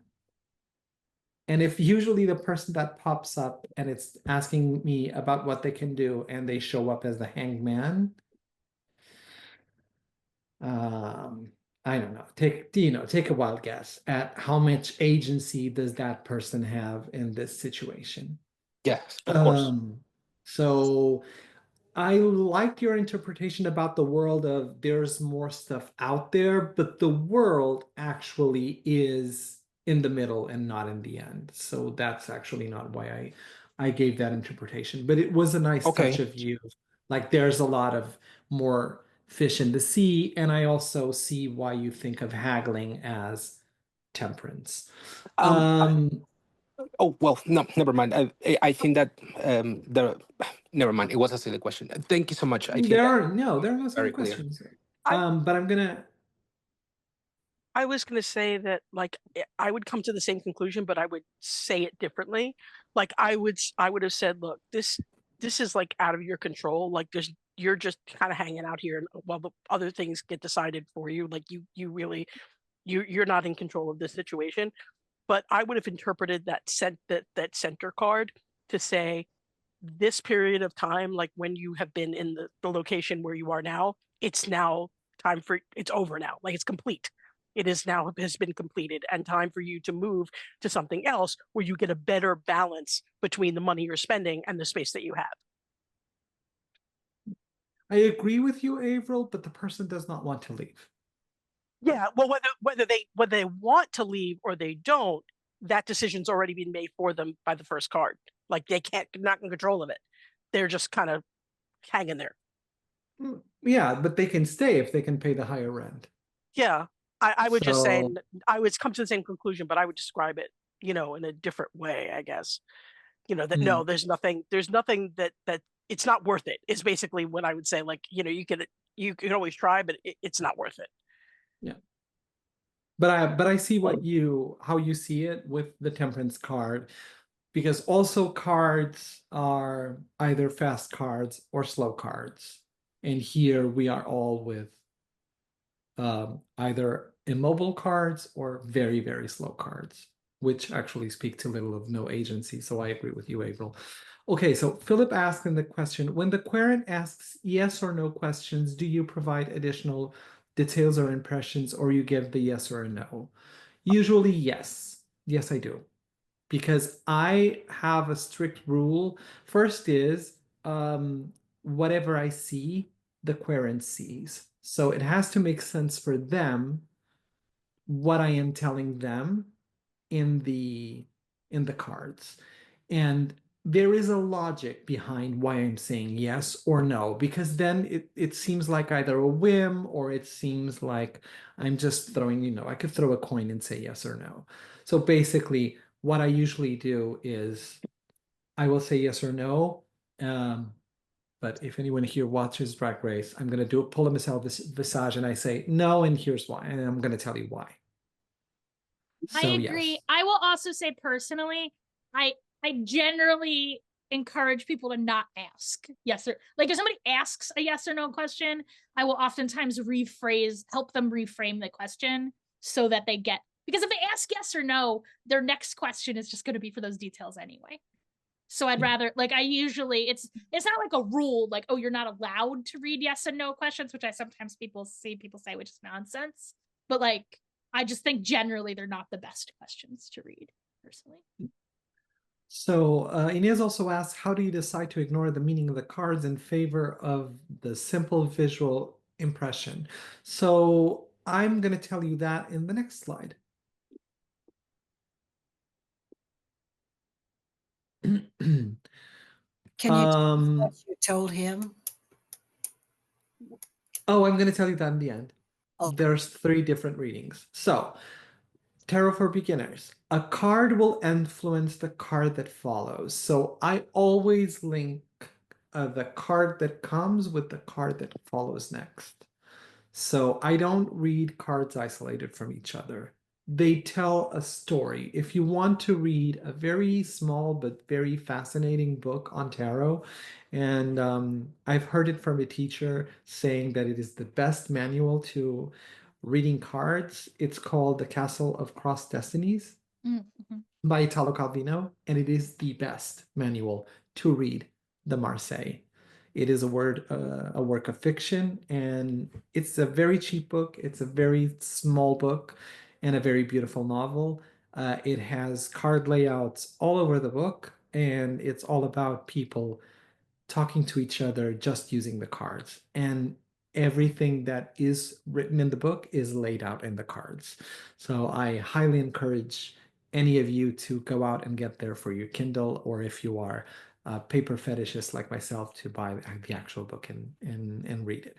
So here, this example is not so much focused on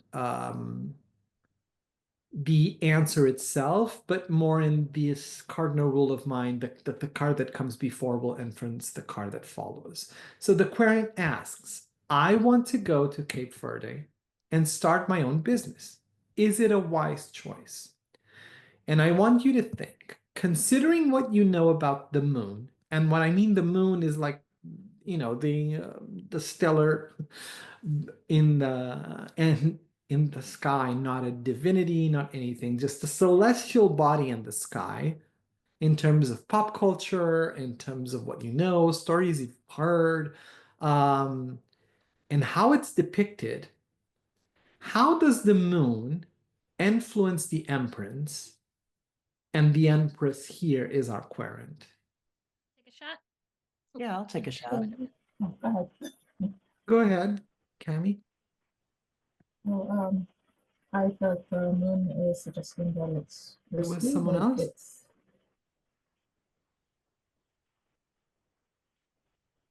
Can you say that again, Cami? It was a little hard to hear you. oh sorry.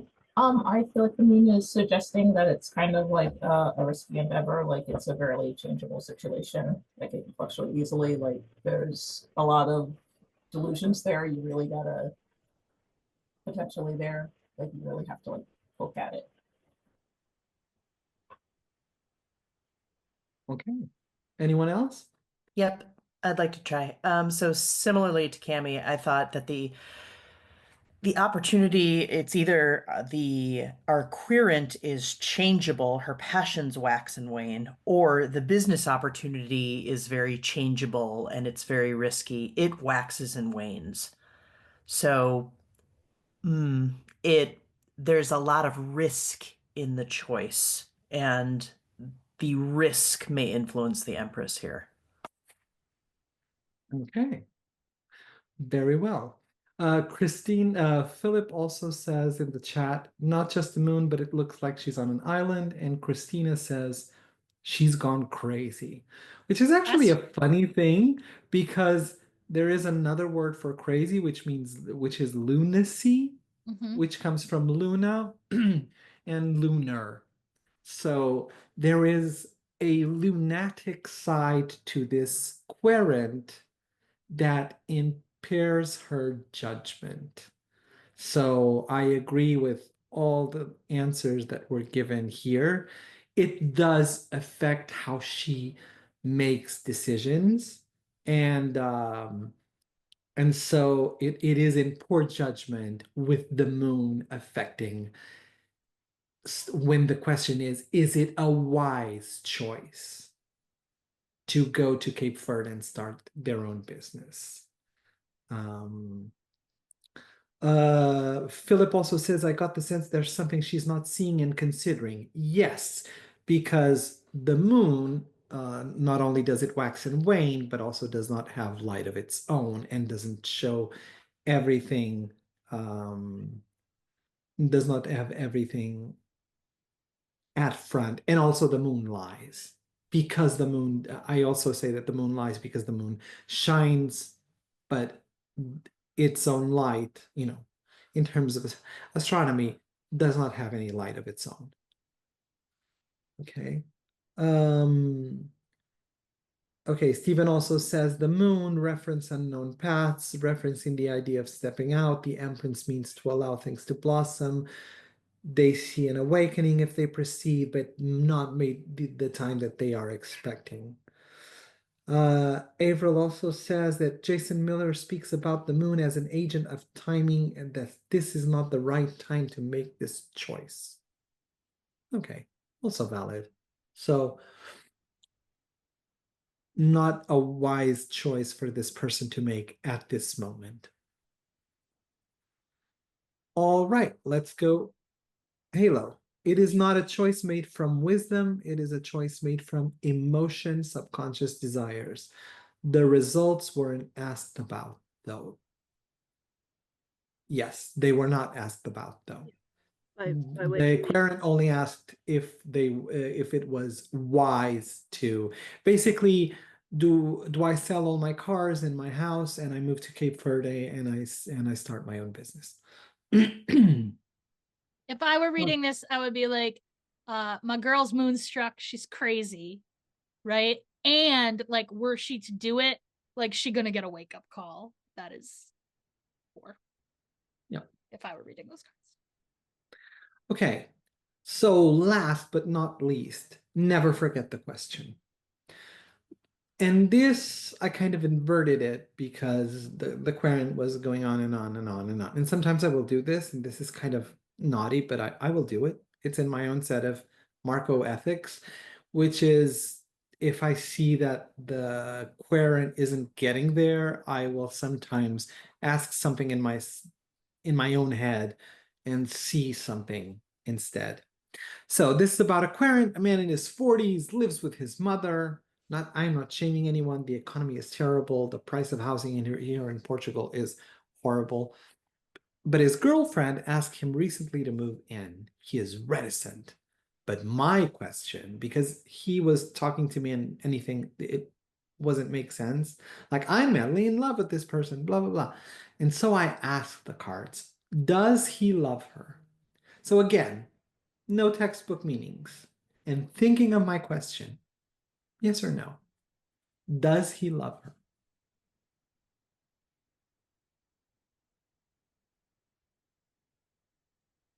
I will say no.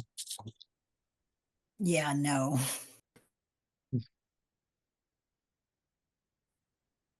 Another vote for no. Does anybody think yes?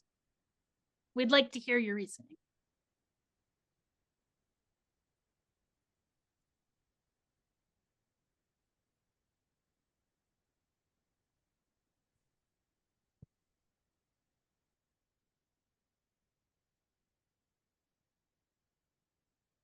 Okay, so Philip says no, but obligation might feel like love here. Cami says bound to her, but not love.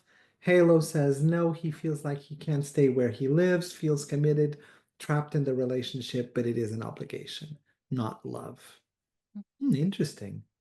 I wonder what you're going to think about my answers.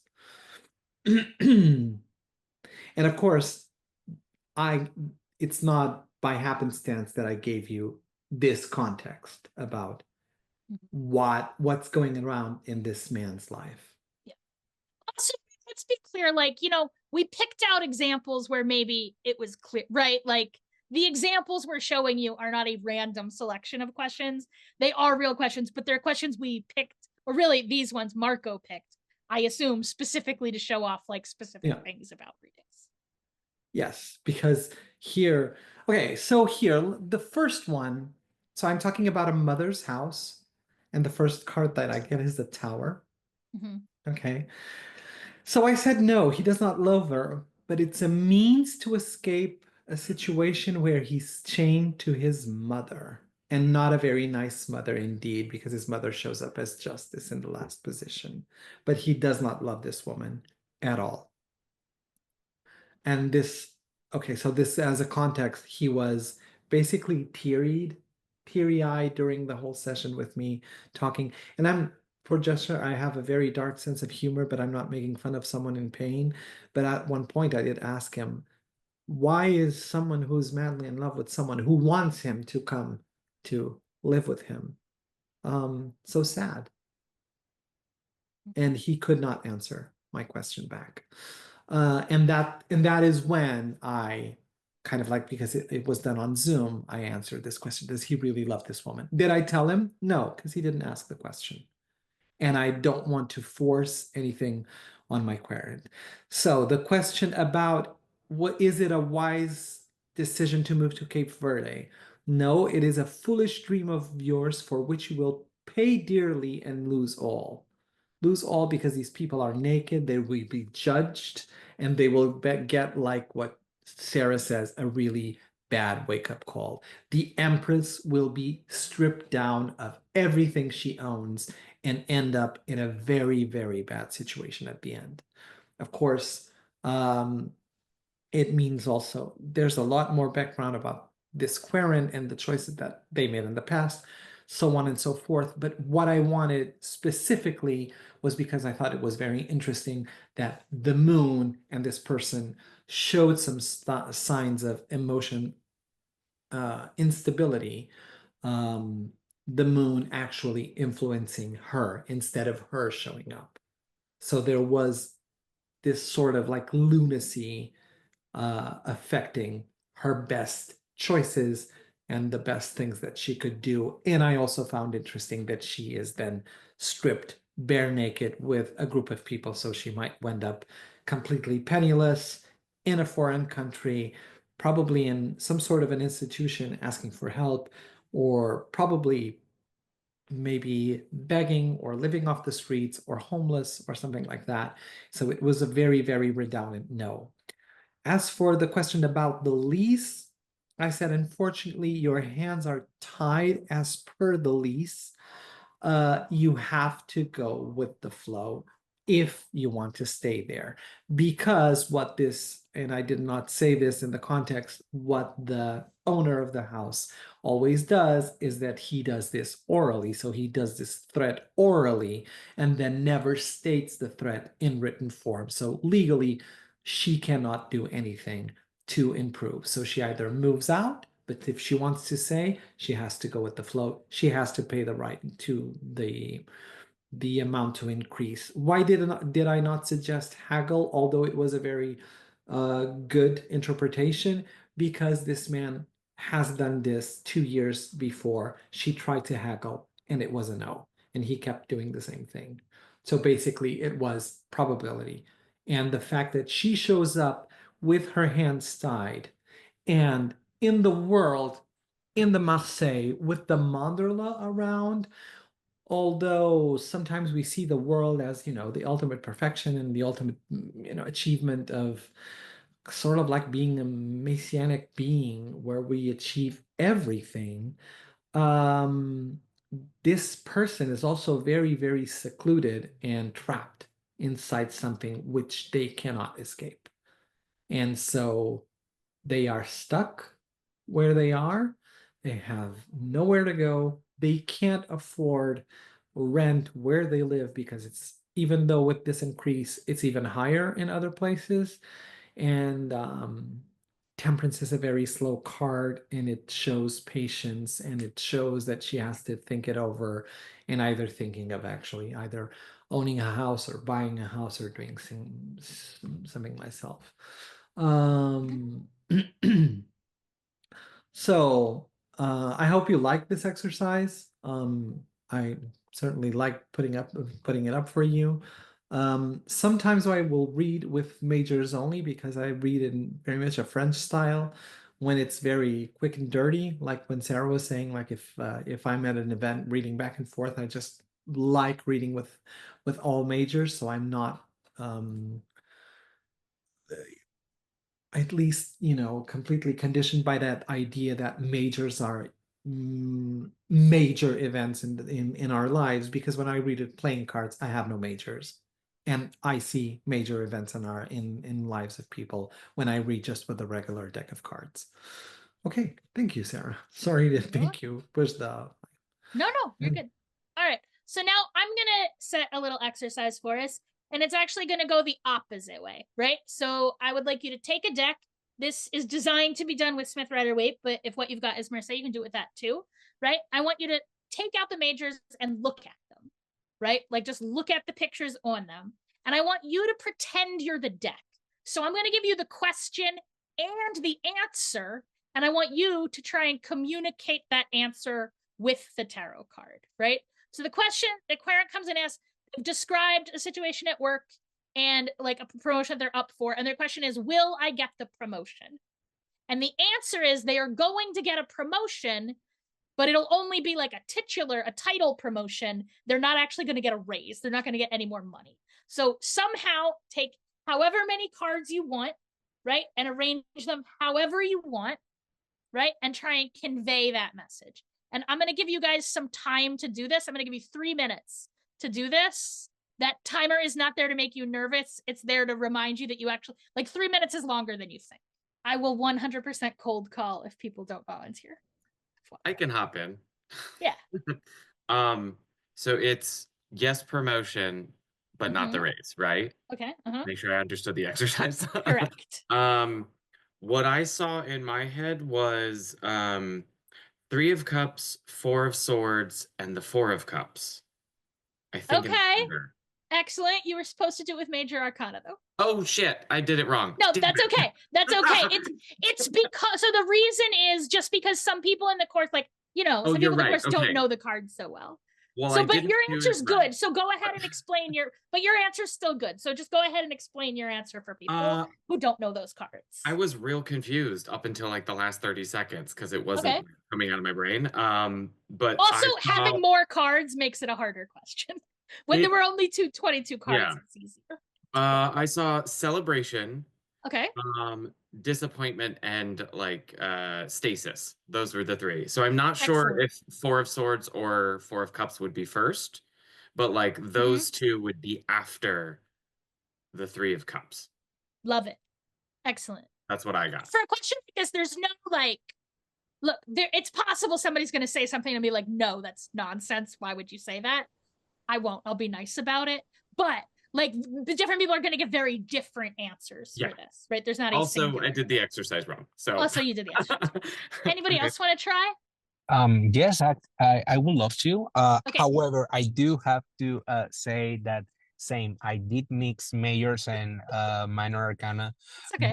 But, so I apologize. But pretty much I was seeing a 6 of coins. I was seeing a magician, and I was seeing a fool. Okay, and can you explain those cards for people? Yes. Like so, why you picked them? The 6 of coins typically I interpret it as charity, right? But I was seeing like a negative connotation of charity, like, yeah, we're gonna give you a title or whatever. The magician as a sort of achievement element or like creation element. But again, taking in consideration the context, I was giving it a negative, not necessarily negative aspect, but more like the aspect of a lie or a half-truth behind it. And the fool definitely as again on a negative connotation of this, you did the jump of faith, but this was not necessarily what you were expecting. So this was like, yeah, the image that I had in my mind. Taking in consideration now that it was with mayors, I will still rely on the magician. I will still rely, I will put a devil in the middle, and then at the end I will pull a fool. Maybe. I think. Excellent. Yeah. Yeah, I love it. So I'm just going to read Cami in the chat window says that they also, oh neat, my last 2 cards were the magician and the fool as well. And I'll say when Marco and I were speaking, we also, those were in our selections as well. But first was the sun though, like you got the recognition from the sun. So I think that's also an excellent answer. Does anybody else want to try? I'll go. Okay, go. Please. All right, mine were different than everybody's. So my 3 in order: Judgment upright, the Chariot upright, and Wheel of Fortune reversed. Okay. So Judgment, like basically your time in this old position has now been completed, and the person who's judging you, your boss or whatever, your higher up, is now giving you permission to move forward into this new role, right? You're now, that old role has ended. The Chariot representing like moving forward. Now there's some action. There's a victory here. You're moving forward into this new position, and the Wheel of Fortune reversed, but you ain't getting any more money out of it. Good. Let's see, somebody else in the chat window, I think. Okay, so Halo says, hey, yeah, I went for the magician skill, then sun, success, and then fool for not carrying much tangible forward. That's also an excellent choice. Anybody else want to say anything else they did? Well, I did the sun, the devil, and then the hanged man. But Okay. then thinking about what Marco was saying earlier about a card affecting the one after it, I almost feel like it should be the devil and then the sun. I guess that's something I need to work on understanding more how the order affects things. Yes, I will say that one way to look at how order affects things, which we'll talk about so much more later in the course, is to look at it from like a storyboard angle, like who's looking where and like what direction the actual characters on the cards are facing. I often think that gives a lot of, like when we talk about how cards relate to each other, for me, I'm often looking at that. So I think this is great. If I was going to do it, I think my answer was like a combination of other answers. So I would have done Emperor, right? Like you are stepping into a new power role. But I only used 2 cards. I know we've been doing 3, but I only needed 2. And then I said Empress reversed because the Empress is like the flourishing and the nourishment and the fucking money.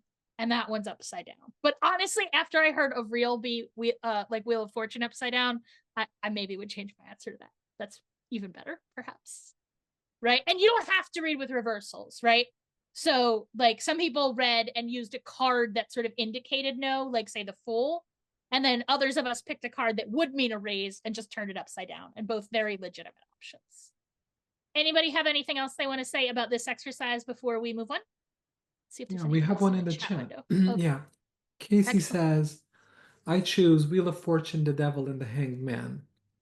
Wheel of Fortune, hey, you got it, the devil, but more responsibility. Hanged man, but you're hanged in your salary.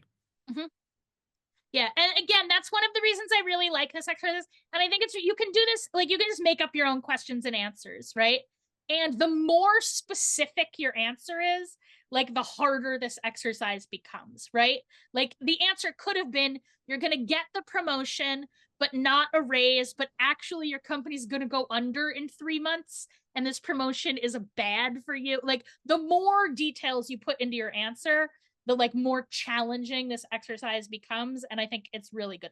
And sometimes it can be really like, when will I get married? And you can try and write an answer. You can make an answer that's like, you're going to meet the girl of your dreams on the bus tomorrow at 4 p.m. and try and make the cards say that. Right. And I think one of the things I really like about this exercise is I saw a question earlier in the chat about like, how do you decide when the card means it's book meaning and when it means it's visual meaning? And I think sometimes when we do it backwards like this, when we have to be the tarot, you kind of get to understand like, oh, maybe that's why the tarot used this time. They used it as a metaphor instead of the meaning because they just couldn't make it out of like, right? You have to think like the tarot. Like what are the possible ways? Because you only, it's especially if you're doing majors only, you only have 22 words that you have to make an answer out of. And so you have to get a little creative about how to use them to mean things.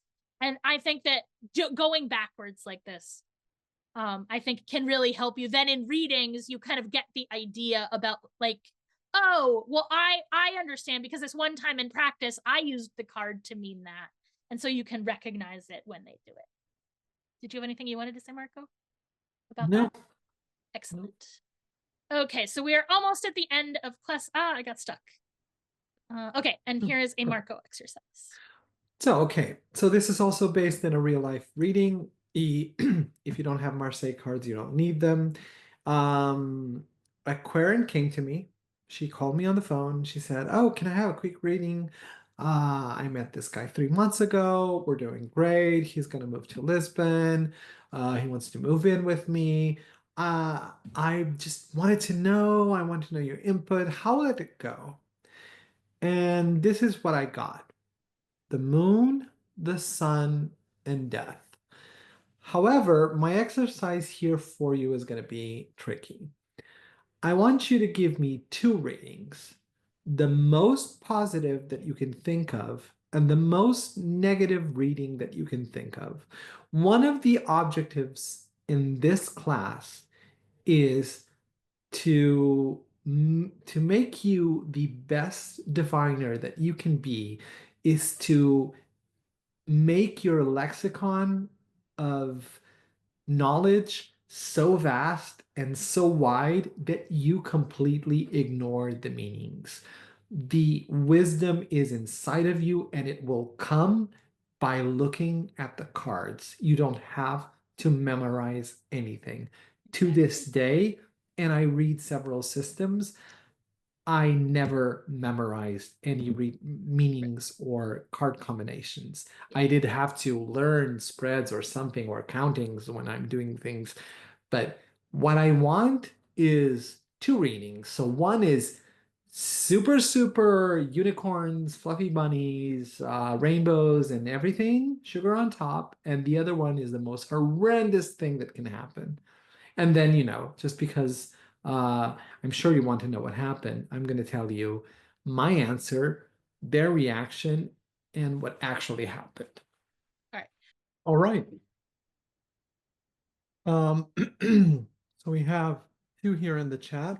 One is from Inez, and she said, sorry, positive. There will be a revelation of a good thing that will lead to a positive change in the relationship. Negative, a dark side will come to light, so serious that will be the death of the relationship. Halo says, positive, this was a deep soul connection that was followed you from previous lives and come into light where you meet partners, enjoy, and live a full cycle. Getting married, staying together your whole lives, and death do you part. Negative, there are deep heating psychoses that you won't see until you live together, at which point you'll be brought into they will be brought into the light of day, and it'll turn out to be a threat to your life. Avril says, positive, divine timing has brought you to this awesome relationship, and you will be together forever. Honestly, I think this is nonsense. That's what Avril says. Negative, yeah, this happy thing is illusion. If you keep going, it's going to be some miserable, life-changing shit. All right. Anyone else wants to say it here? Okay.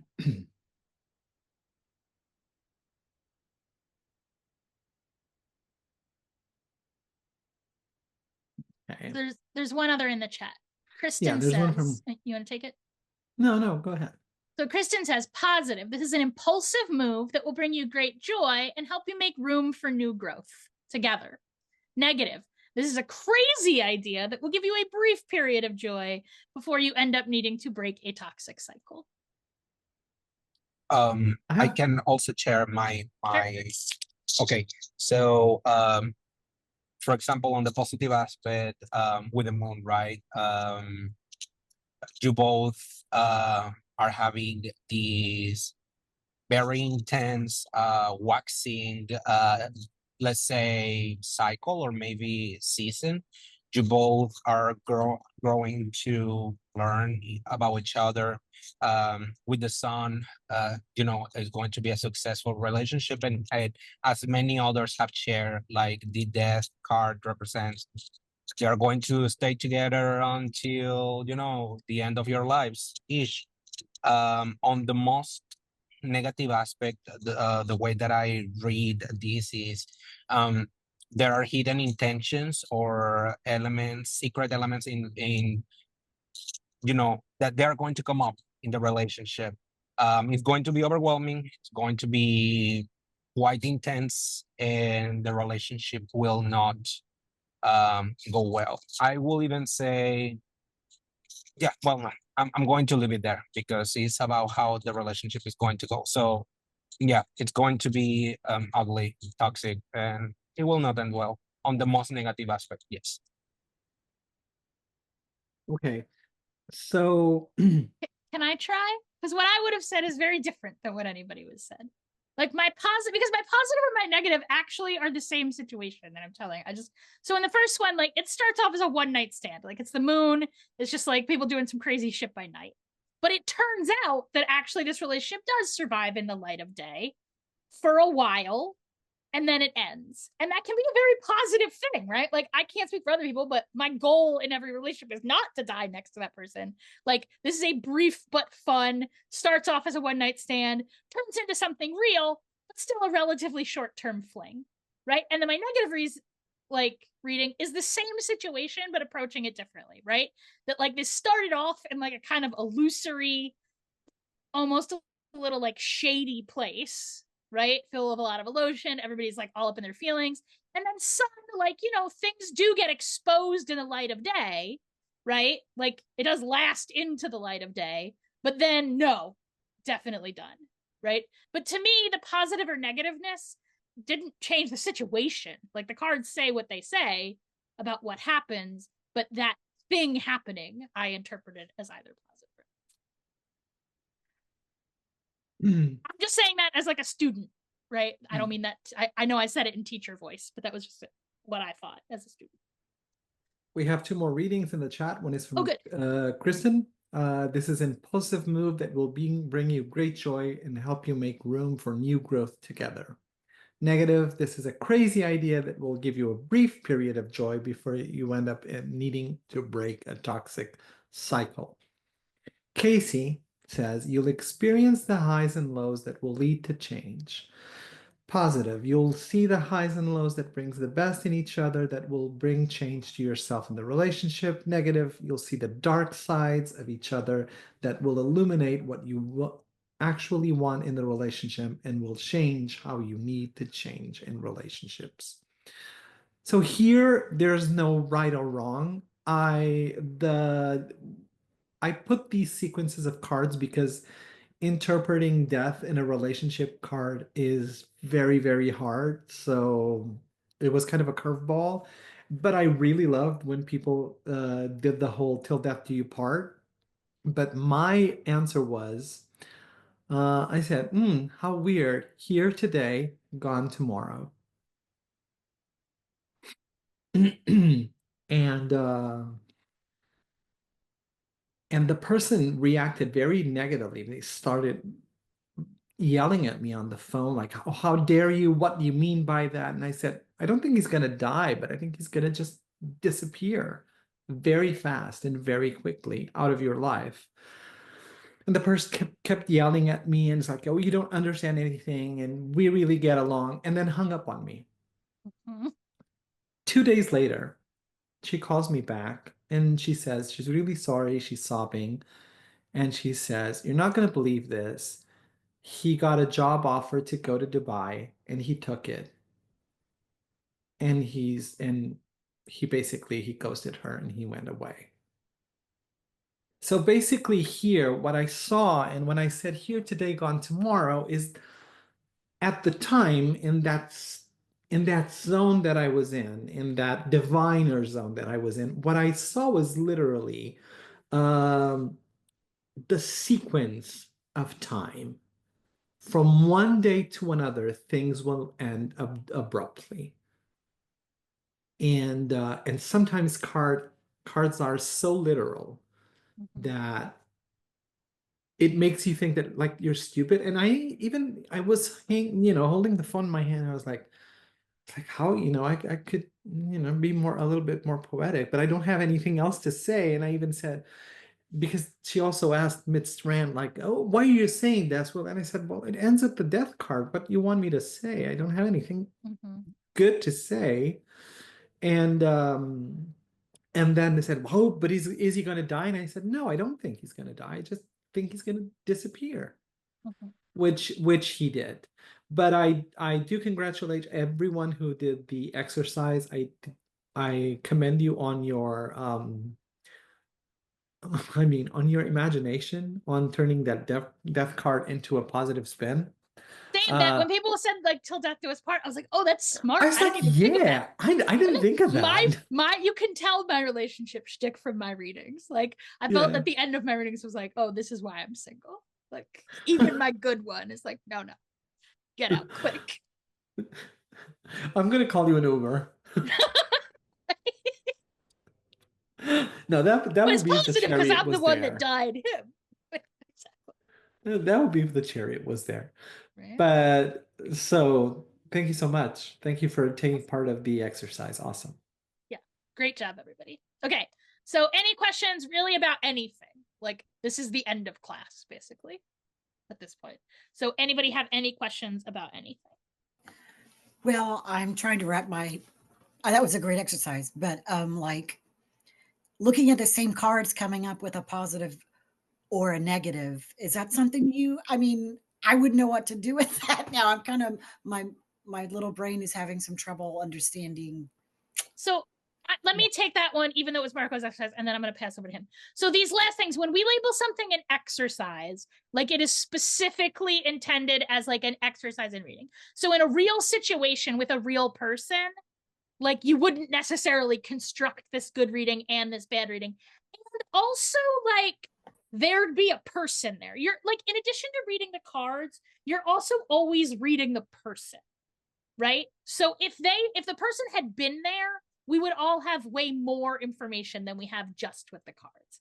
But exercises are designed like as practice exercises, not as sample readings. Gotcha. That was my literal mindedness getting in the way. Thank you. No, I understood I am similarly little-minded, so that's how I felt like I understood that question. But I don't know if it's actually Marco's exercise, so sorry I stepped on your toes. So the exercise was to actually liberate you to think this card is bad, this card is good. Exactly. For example, people say, "Oh, the sun is a great card. It's always positive," or the star card is always positive. For example, if I'm talking about money and the star card pops up at the end, I'm probably not going to be thrilled because that person doesn't have literally any clothes on. I don't think that person is very wealthy or that thing is going to be financially very well for her unless the cards surrounding her are a lot of coins that support that interpretation. Or the sun, if I go into an even more literal interpretation, if I go to the beach without any sunblock on, because I am very, very Caucasian, I will have a sunburn and I will be very, very sick. Or if I stare at the sun for too long, I will go blind. So even when we have too much of a good thing, things can turn sour.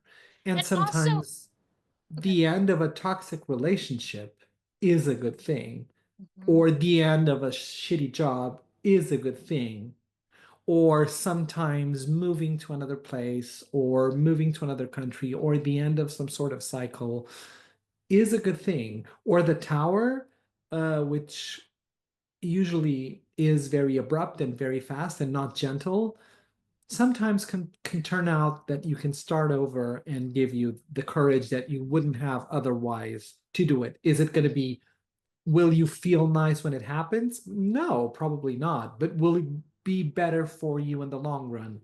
Yes. Right. So the point of this exercise is to liberate, oh, this card is positive, this card is negative. Gotcha. That's wonderful. Thank you. Something else I You're was welcome. gonna say, just built on that example that Marco was giving. There's another way for like positive cards to be negative, and it's like situational. So if the client is asking like, will I be able to keep my secret? And I pull the sun, oh, that's actually very bad news for them. Right? Like, no, everything's gonna be eliminated. But similarly, like if I'm asking about my enemy and the tower comes up, like good, I want their house to fall down on their head. That's good for me. Right? Like positive and negative are situational in addition to like cards can mean different things, right? Like illumination, the way the sun usually does talk about like things being brought to light, sometimes that's bad. Like you don't always want things to be brought to light, right? And similarly for other good and bad cards. But it is, I agree, I think that's an excellent, like teacher to teacher, Marco, I think that's a good exercise. I like it too. I'm gonna steal it. Go ahead. Okay. So the final thing we're going to do is Marco and I asked the same question, right, of our two cards independently, right? So like we asked the same question, and that question is, how can students get the most out of this class? So Marco's going to show what he got and talk about it first, and then I'll show you what I got and talk about it second. And there'll be interesting comparisons between the two. Okay, so the question is, how can students get the most out of this class? I got the devil, the hanged man, and the world. And so it's interesting that although Sara said that she's going to take out the original name of the class original is the Devil's Book, reading the Devil's Book. So what I see is by learning to see things like the devil from a completely different perspective, upside down, you will discover a new world. So this is the most that you can take from this class. no matter what level of experience you have with cards, this is my prediction from me for this class. Awesome. Okay, so I asked the same question, and you'll see I actually got quite similar, but not identical cards. We did not stage this. This is what we both got, right? So both of us got the Hanged Man and the Devil, although in different positions, right? And then I have the Empress where Marco had the World, but again, in a different position. So what I said, well, I'm going to give you guys like 30 seconds to think about. You can try and guess how I read this. And then I will read it for you all. Okay, so maybe you've got an idea in your head. So what I said is the Hanged Man, like he's hanging here, but you know, Smith Rider Waite. So in Marseilles, this Hanged Man, I love this illustration. He's like, right? But he's pretty chill about it, right? So it's a little bit more like an initiatory trial, right? So for that card, I said like that this class, to make the most of this class, you should treat it like an initiatory ordeal, like do the hard work, right? But then we have the Empress, right? Sort of in some sense softening what I just said. So like you like do the hard work, but also like the Empress is very nurturing and nourishing, and be sure to like nurture and nourish what's in you already, right? Like you didn't end up in this class by accident. You ended up in this class because you have some kind of calling to do this thing, right? It's already inside of you, and you just need to nourish it. You will learn to read the Devil's Picture book, right? So I will say that for magicians, and when asking about magic, is one of those times where I feel like the devil often takes on like not the book meaning, right? So in a question that was not about witchcraft or tarot or something, when we see the devil, it's often about like addiction or temptation or like being bound to something. But once you're asking about, you know, devil shit, like witchcraft or tarot reading, right? The Devil's Picture book. That's an old-fashioned word for the tarot, by the way, in the United States, right? The Devil's Picture book, or like the Devil's card. Sometimes even the Devil's Bible, right, is another name for a deck of tarot cards, like an old-timey American name for it, right? And so sometimes in those contexts, you'll see the devil referencing like witchcraft or those sorts of things, but not necessarily it's like book meaning in terms of like temptation or addiction, right? So you can see that like we sort of hit similar points out of similar cards, but read them differently, and that some of that distinction reading. So you can see like the two devil cards between the two decks, quite similar. But the Hanged Man, it does have this important difference, and you can see how that played in our two different readings differently. So let's see if there's a question in the chat. It looks like those old names only make it sound cooler. I agree. That's why we put them in the title of the course. That is, I think that's really the end. Does anybody have any questions? Okay, so I'm just going to do like a 45-second ad just to remind people this is a free sample, right, of what is indeed a year-long course. We would love to have you guys in the whole course. You can see the whole curriculum. You can sign up at witchlessons.com. As always, there are payment plans and scholarships available. Like we're people, and neither of us is, married to a millionaire like Crystal Karen, who is not intended to be a real person, by the way. Like, I'm not throwing shade on any particular Crystal Karen, but rather I'm throwing shade at the whole category of Crystal Karens. And Crystal Ken, I guess. I don't know what other guy's name is, right? Like, we don't want the money to be the only thing keeping you away, right? I've never turned a student away because they couldn't pay. I'm not going to start now. There's an option to sign up for a payment plan directly, like on the same page where you sign up. If you need a scholarship, you just write to me and I will give you instructions, right? But you can use the code 18 intro up. Like here you are in this intro lesson and you want to upgrade, right? Intro up, 18% off. You can't use the payment plan or you can't use the coupon with a payment plan. That is literally because I am too stupid to get PayPal to take coupons. But if that 18%, like if you could use it and that would tip you over, just email me and I'll set you up with a scholarship for that same 18%. Literally the only difference between a coupon and a scholarship is that I have to set up scholarships manually on my end. But from my point of view, like from our point of view in terms of money, they work identically, right? So if you have any questions about anything, you can contact me, you can contact Marco. We would love to have you in the whole course. Thank you for indulging this advertisement. And then, okay, so Sunday, February 2nd is the last day to use that coupon. Like that coupon's going to start working. And I'll be very honest with you, like we are incentivizing you to sign up early because like we need to know how many people are going to be in class. And if everybody joins the day before class, that's a little hard to do. So the next live class will be Sunday, February 9th.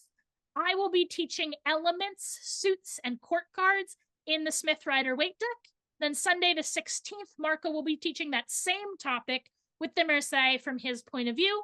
And just to throw this out there, like not exactly relevant to this course, February 20th through 23rd, I'll be live at the Convocation Conference in Ypsilanti, Michigan, which is basically suburban Detroit. And if you're in the area, I would love to see you in person. Thank you guys so much. Let's see, I think there's a couple things in the chat window. Thank you so much. And do you have any closing words, Marco? No, it was lovely teaching this class with you. And thank you to everyone who showed up and who participated. And would be lovely to see you all in class for a whole year. And it's guaranteed that we'll have a lot of fun. And a class is only as good as also its students, because without students, the class is meaningless. Otherwise, it would be a book. It becomes its own living thing. And no classes are alike. Exactly. And thank you guys so much to everybody who like volunteered your readings and asked questions. Yes. I know Marco said like there's no such thing as a dumb question, but I'll be harsh. There are definitely such things as dumb questions, but nobody asked any. You guys asked only very insightful, very useful questions. Everybody is like, literally every time anybody said something in this class, I was like, oh yeah, I hope they sign up for this course. They're good, right? So we hope to see all of you. And again, any questions, just email us.